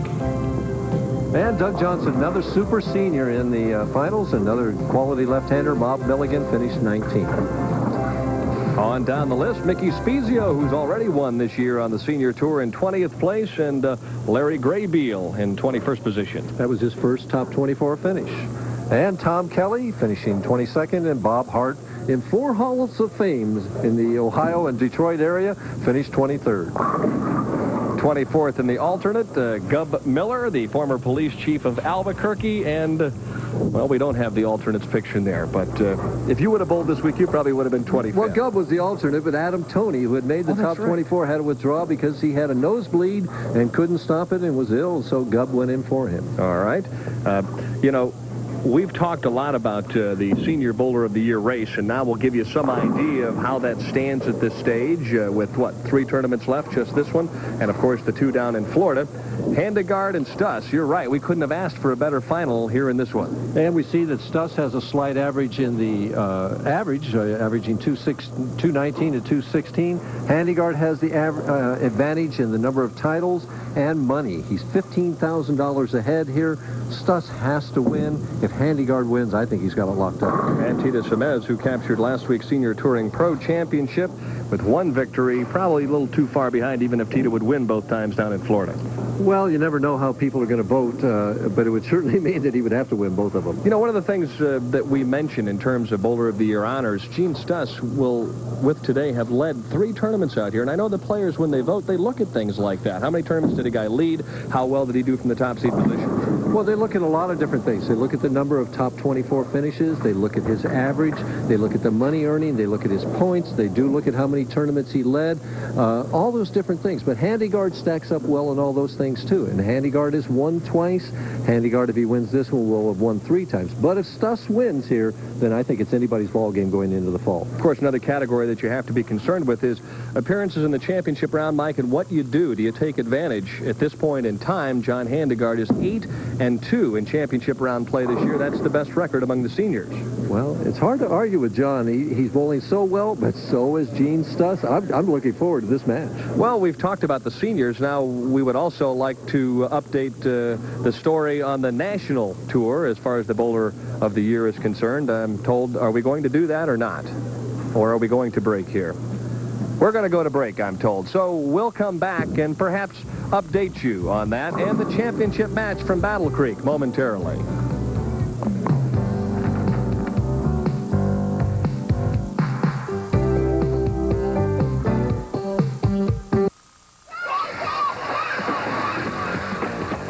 The next time you get mail from your congressman, see if it's printed on recycled paper. If it's not, tell him to take it back. The people we elect need to get the message that everyone needs to recycle, including the government. It's your vote. If they don't recycle, tell them you'll take it back. It's good to recycle because the world can get trashed up and we don't want that to happen in our world. Buy stuff that's recycled. Recycle the stuff you buy. Take it back. Ooh, is what you'll say when you see the new 91 Miata. Ah! Is what you'll say when you see the Lancaster Toyota Mazda super low discount price. Even if it's the family-minded Mazda 626 or the hot-selling Mazda Protege, it's super dealing days because Lancaster Toyota Mazda discounts their cars and trucks every day. So come in today and see how low we'll go. At Lancaster Toyota Mazda. 5270 Manheim Pike. The broadcast... If it happens in baseball, you'll see it on ESPN. There he goes. He leaps. He makes the catch. See Tuesday night doubleheaders, Wednesday night excitement, Friday night twin bills, and exclusive Sunday night action. Time is running out for Barry Larkin and the Reds to make up ground in the NL West. Howard Johnson and the Mets face the same uphill climb in the NL East. It's Desperation Time, live at 8 Eastern on ESPN Sunday Night Baseball.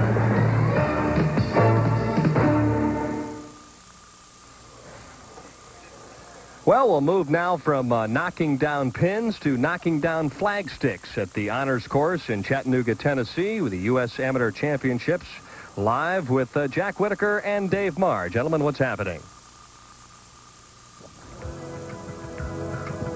Thank you very much, Denny. We're here at Chattanooga, Tennessee at the honors course. 8 years old. It was designed by Pete Dye. It's 7,064 yards long with a par of 72. And absolutely beautiful and a fitting place for this, our oldest golf championship, the United States Amateur. We're down to the semifinals. 4 players out of over 4,000 who tried for it. Dickie Pride against Manny Zerman is the first semifinal match. And in that one, Manny Zerman is 2 up now through 6 holes. Zerman birdied 2 and 3 to take that advantage. That's through 6 holes. The second match, Brian Pemberton from USC against Mitch Boges from Simi Valley, California. Boges made a par at the first hole against a bogey by Pemberton. He now is 1 up through 5 holes. That's the situation at the moment. We invite you back later for more of these semifinal rounds of the United States Amateur Golf Championship. Now we'll send you back to Battle Creek, Michigan, and Denny Schreiner.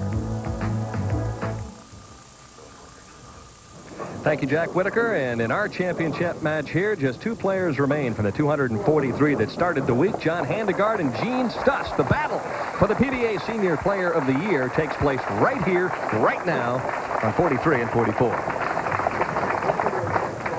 All week long, these 2 players both bowled well. For a while, one would lead, then another would lead, and Don Johnson was up there. But you had the feeling that it was going to come down to these 2 all week long. After the long wait. Ooh, sweet shot on 43 for Gen Stus. And Gene, even in his practice shots, everything with the drive back ends, his ball was rolling out at the end just a little bit, but rolling out right at the pocket. You know who does that better than anybody else in the Leto National Tour? Monticelli. AM, that's right.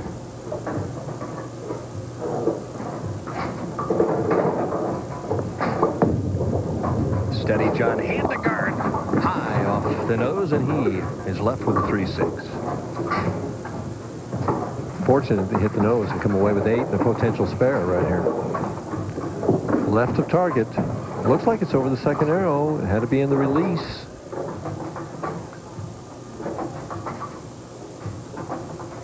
Cross lane at the 3-6.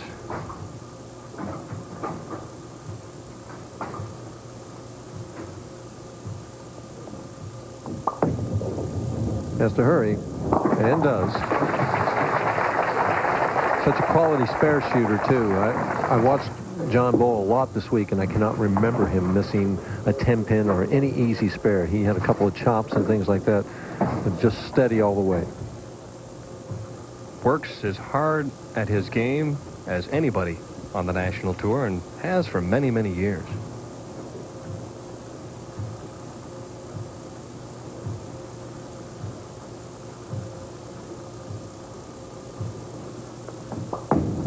Trying to get on the board, and he does in the second frame. A little more loft. Seems like when he gets it out of the lane just a little bit like that, that he's caught it better with the fingers and he gets better finish, especially on that left lane.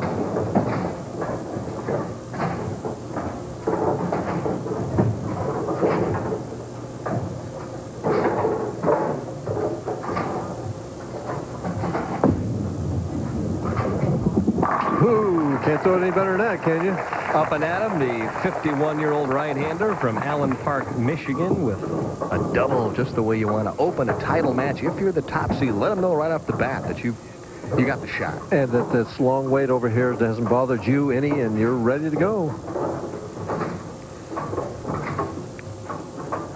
Interesting story, Gen Stus. Had no idea he would come out and be this competitive on the senior tour. Was just coming out to get some experience, ended up winning a title. Stood up a touch on that shot, and thankfully the 7 drops, and he leaves just the 3-6 and the 10 as Sally looks on. Sally looks like she's into it a little bit too, I'll tell you. Grim. Yeah. The pressure is on. Of course, hanging in the balance, $17,000 and a trip to the Firestone. And I read the article in the local paper this morning, and Gen Stus has forever wanted to bowl at Riviera Lanes, and he won't do it by missing spares. 3-6-10, it's just, like you say, he stood up on the shot a little bit and then probably didn't practice this spare. He seen come up again. The ball left of target both times. Handegard takes advantage of that, and he could be out in front in a big hurry.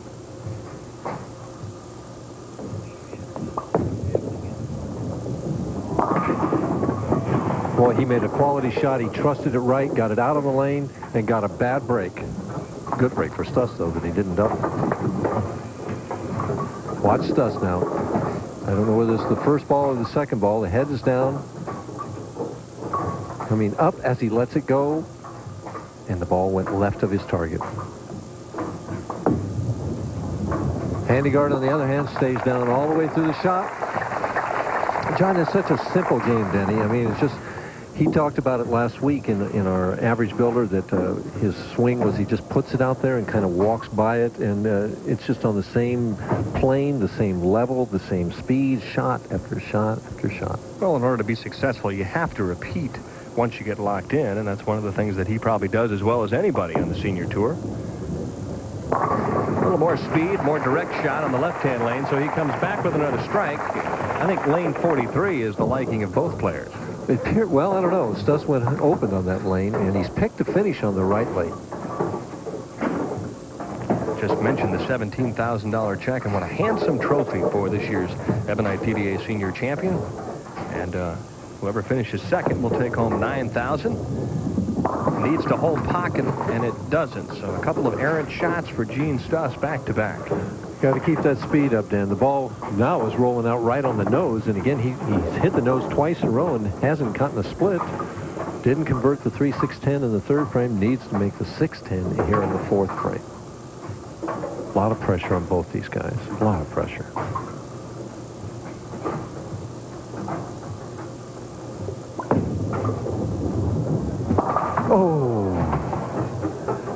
He thought he had made it. The unthinkable, another chop, and for Stus, a disaster early on.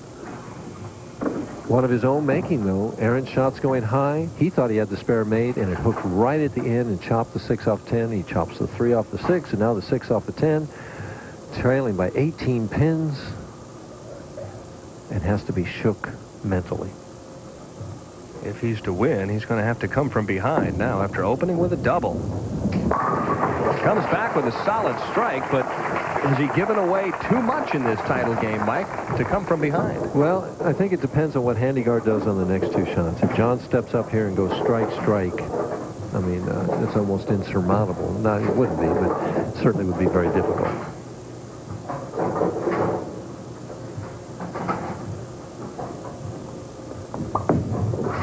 Gave it room. Light.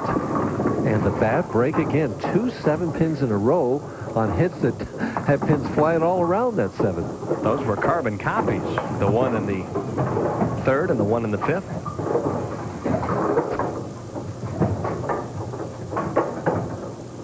Either one of those carries, and he's on a 4-bagger. That keeps Gen Stus still in the match. Gene steps up now. No matter what Handegard does here, if Gene steps up and throws 2 strikes, he's going to be ahead. So the match is still anybody's ball game with half the game to go. 2 more stops for the seniors down in Florida. Neither one will be televised. Going to Naples for Woodside Lanes down there, and then going up to Fiesta Bowl in a little place called Lady Lake.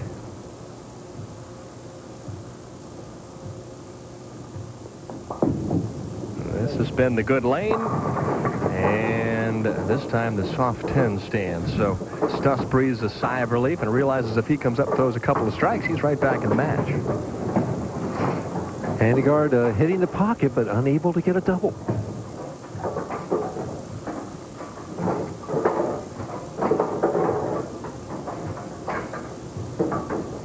At the 10-pin.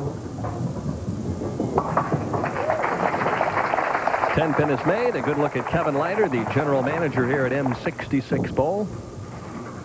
Been the tournament chairman for the last 2 years.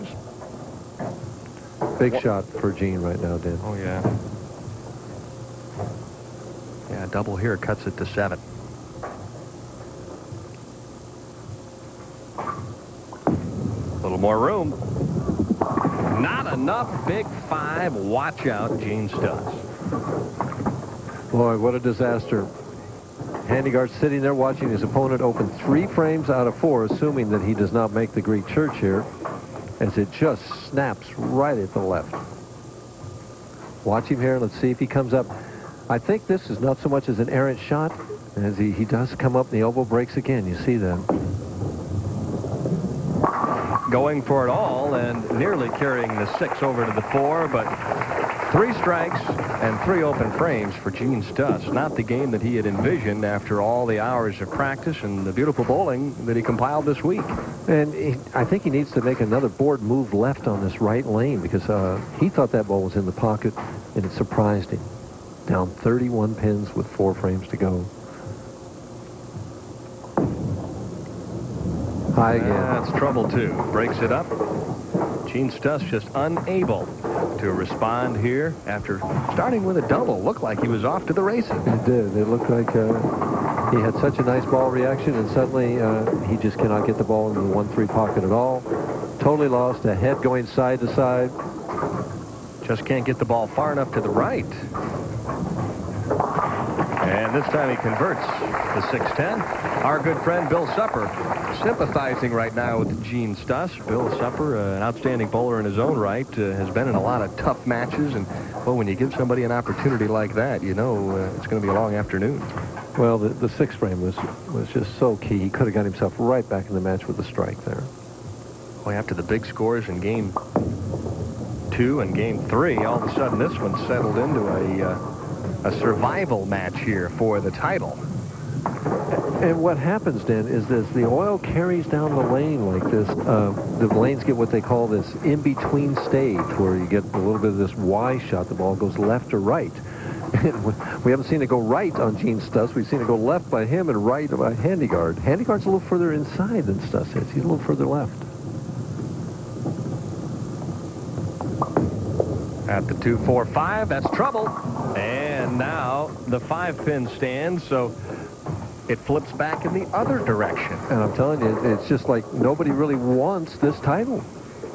It's suddenly back to 17 pins, and Gen Stus, even though he's bowling 160, is not out of this match. Handegard just, the ball snaps and chops that 2 off the 5. So easy to do. We haven't had a strike here in quite a while. Handegard's only had 2 this whole game.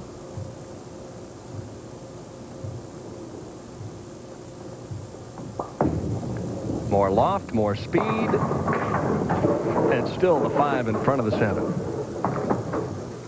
Ball hitting very soft at the back end of the lane for John Handegard. And we really don't know how Stus's ball is hitting, because when he hits the pocket, he seems to strike, but he hasn't hit the pocket but 3 times. 3 out of 7.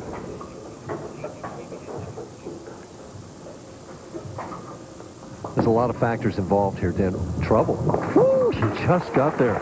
You've got the lanes changing. Right. You've got Senior PBA Player of the Year at stake here. You've got the Senior Championship at stake here. There's a lot of pressure, and it's hard to make those quality shots when you don't have much area. And then when you do hit the pocket, you can't strike.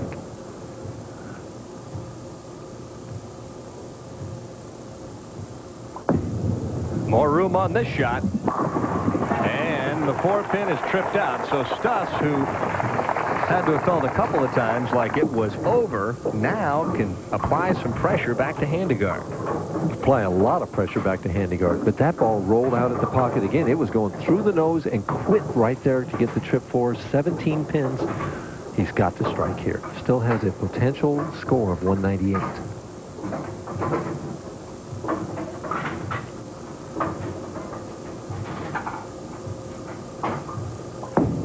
In the room. Have to trust it. And he does. Just with a comeback. Oh, this one's been back and forth. Again, Handegard had the match when he opened, and Stus came back with a double. It's happened so often. Now, John, who has not struck on this right lane, has to strike here to ensure his fate is in his own hands. High. And he's behind. He is behind. The 2-4-5, and there's the adjustment, the 4-6-7. And Gen Stus now is in the lead. Unbelievably. 3 opens. We got 5 opens between the 2 of them. A battle for the PBA Senior Championship. And the battle has been joined, both with a number of casualties thus far. I don't know who's winning, the Settlers or the Indians here. Yeah, right now it's about 50-50. Over the second arrow, but it's hooking right here. And no breakup of the split. He is down by 7 pins, finishing on his good lane if he has one. He only has 2 strikes and hasn't had one since the 4th frame.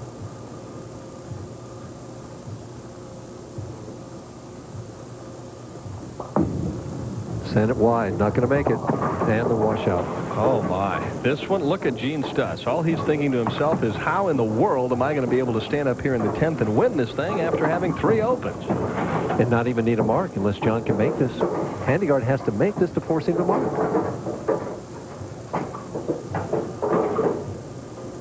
The 2 best right now on the Seniors Tour, just trying to survive the title game.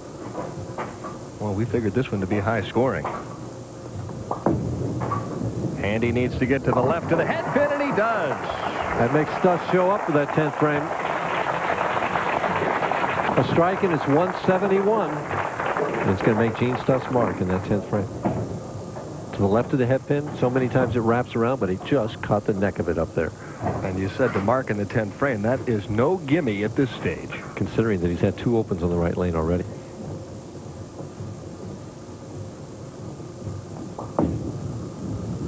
High again. Handegard shell-shocked. Takes off the equipment. Will sit down and watch Gen Stus. If Stus comes up with a mark, that's it. Assuming his count is decent.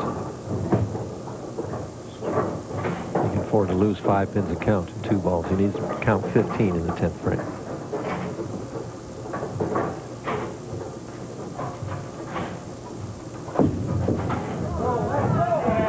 Got it inside, and Stus is down on one knee as he wins the PBA Senior Championship in a come-from-behind effort.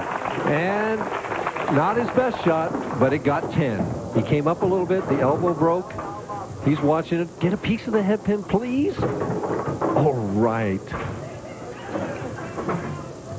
The top seed winning the Ebonite PBA Senior Championship. And, of course, that swing loosens up on the fill ball. Handegard had it and gave it away this week. Gen Stus is going to finish here with maybe 5 in a row. He's going to finish with 8 strikes for 198, a double, and a 5-bagger, and not shoot 200, but win. He doesn't care because he's got the title. This was a wild finish to an event that we expected to be a real battle between these two guys, a game in the 220s or 230s. Gene said, hey, I need 220 or more to win. Wasn't that way here this afternoon. Stus, the winner of the Ebonite PBA Senior Championship, and the race for the Bowler of the Year just got a whole lot tighter. It just got a whole lot tighter. That puts him up at $38,000 in earnings, and Handegard's at about 45, but he's got 2 titles, and people will remember this match when they're voting.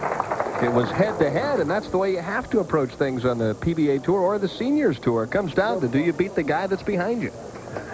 We'll come back and talk with our newest champion, Gen Stus, as he wins 198 to 171 to capture the Ebonite PBA Senior Championship in Battle Creek. To get rid of her gray, my wife can spend 40 minutes. But I discovered the 5-minute hair coloring. The revolutionary discovery called Just for Men from the leader in men's hair coloring. Simply apply Just for Men and in 5 minutes shampoo out. Gray is blended away. The look of my natural color is back in 5 minutes. That was me, and it won't fade or wash out. My hair takes forever, but you look great in just 5 minutes. The look of your natural color in just 5 minutes with Just for Men.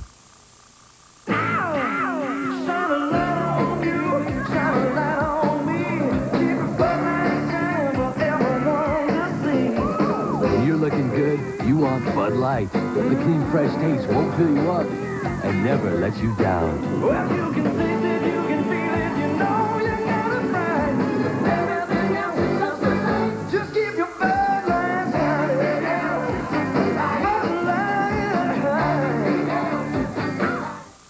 Over the years, a number of rare sightings have been captured on film. But recently, something truly remarkable appeared. This is actual footage of a Daihatsu Rocky Wide-Track 4x4 from Japan.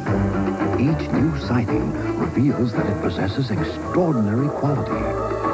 If you haven't seen a Rocky Wide-Track 4x4 yet, remember that Daihatsu, it's not how many they make, it's how they make them.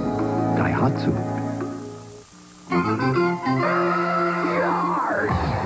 The big game is here. College football on ESPN. It's bad. It's the season premiere of college football. Illinois meets East Carolina and West Virginia battles Pitt. August 31st on ESPN.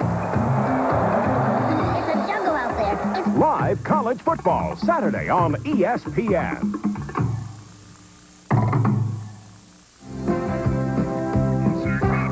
The championship round finals of the $125,000 Ebonite PBA Senior Championship have been brought to you by Just for Men, the leader in men's hair coloring. Blends away gray in 5 minutes.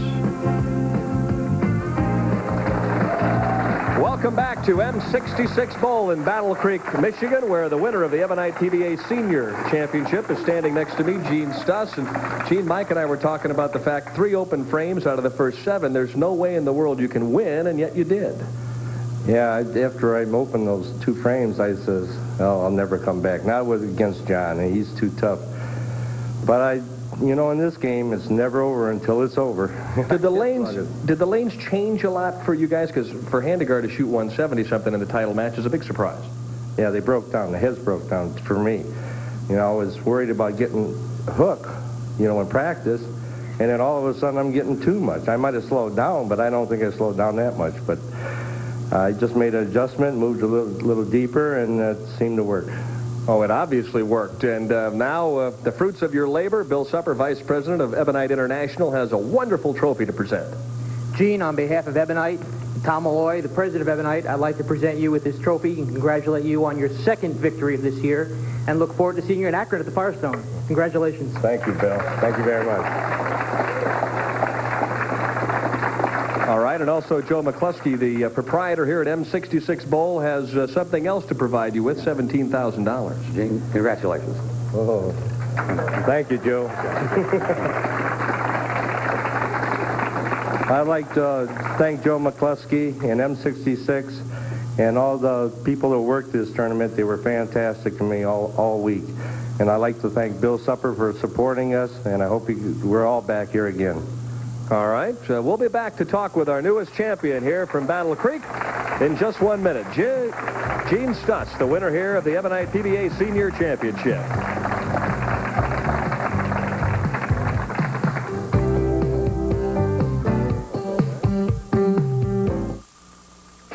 If you think a muffler is something you just stick under your car, think again. The wrong one can really hurt your engine performance and fuel economy. We know. We've been engineering, building, and installing mufflers for 35 years. You get a muffler here, it's Midas quality. Installed by Midas-trained experts and guaranteed for as long as you own your car. All at a great price. At Midas, we do the job once, and we do it right. Nobody beats Midas. Nobody. And every week, we get together at this house and sit around this table because... We're the guys! We order supreme pizzas delivered from Pizza Hut because... We're the guys! Yes! But tonight, we're really hungry, so we're getting super supreme pizza. Call Pizza Hut Delivery for a supreme pizza for $8.99 or a second for $4 more. Or make them super supremes with 3 more toppings for an extra $1. Bye, guys. She is not a guy. We're the guys! Pizza Hut Delivery, making it great. I know one thing, John Handegard didn't want to be in this position, finishing second to Gen Stus, but Michael, you have him here to talk to him after the title match. Well, John, the obvious situation, you had the match in hand, and then you left the 2-4-5 and chopped it. Did the lanes change that much? Was it you? Was it the lanes? What happened? I think it was primarily me. I just had difficulty with my rhythm. Even against Don Johnson, even though I won that match, luckily, I didn't feel like my rhythm was real good today, and I just kept fussing around with. I came in light on that lane every shot. And then the 2-4-5, and I thought, well, I'll play it like my regular shot and hope it breaks, and I just was not firm enough with it, so it chopped it. Okay. Well, that was the one that got you in trouble. Then you came back and left the 4-6. Did you make an adjustment off that 2-4-5? I sure did. Wasn't too brilliant, obviously, but yeah, I moved. I wasn't going to stand there and be light all day, and I thought I made a good move, but I didn't make a good shot after I made the move. That was the problem. Okay, I got a question for both of you. You guys have bowled each other for titles now twice. You're 1-1. Is it going to come down to the fall? Who's going to win in this thing? Well, I hope it comes down to he and I. That's all I can say. What about you, Gene? Handegard's a handful, and you got the better of him today, but 2 tournaments left, and that Bowler of the Year race has really tightened up. Well, I'll tell you, if you watch the history of John, never count this guy out, because every time you think he's not going to make the finals, or he shoots a 290 or a 300, and he's back in the finals right behind me again, or I'm behind him. So it's going to go right down to the wire, I think. And there you see the updated money, and both players having 2 titles apiece. Gene, I'd like to ask you one question. I know I read earlier today that you've, for a lot of years, dreamed about bowling in the Firestone Tournament of Champions, and now that dream will come true. You'll get a chance to head to Akron, Ohio in April and bowl in the most prestigious tournament in the world. You think I'm nervous now? Wait till I get to that tournament. Well, you can take some advice from my partner, Mike Durbin. He won 3 times there, so make sure you look him up before the week starts. I'll be talking to Mike. 2 tournaments left, John Handegard. What are your thoughts about this one? Well, I just had it in hand, and I just blew it. I have no excuses. I just didn't bowl well enough. I'm looking forward to Florida. I'll be bowling a lot between now and then. I know that. Working on my game, just trying to stay up with this big guy. Well, when we get Gen Stus back and we have him, let's show the strike that locked it up for you here, Gene, in Battle Creek. Can you tell us what happened? Well, I thought I sent it wide, but I was slow enough where it just came back and just touched it. But if you remember, that shot right there cost me the tournament over in St. Charles this year against John. The same shot. I want to watch you move around a little bit here on this one. It's already gone. You're thinking, oh, it might be there. It could be there. Yes. It was a great strike. That's the most I've ever seen you move around, Gene. Best of luck the rest of the season. So long, everybody, from M66 Bowl in Battle Creek, Michigan. The 1991 Ebonite PBA Senior Champion, Gen Stus.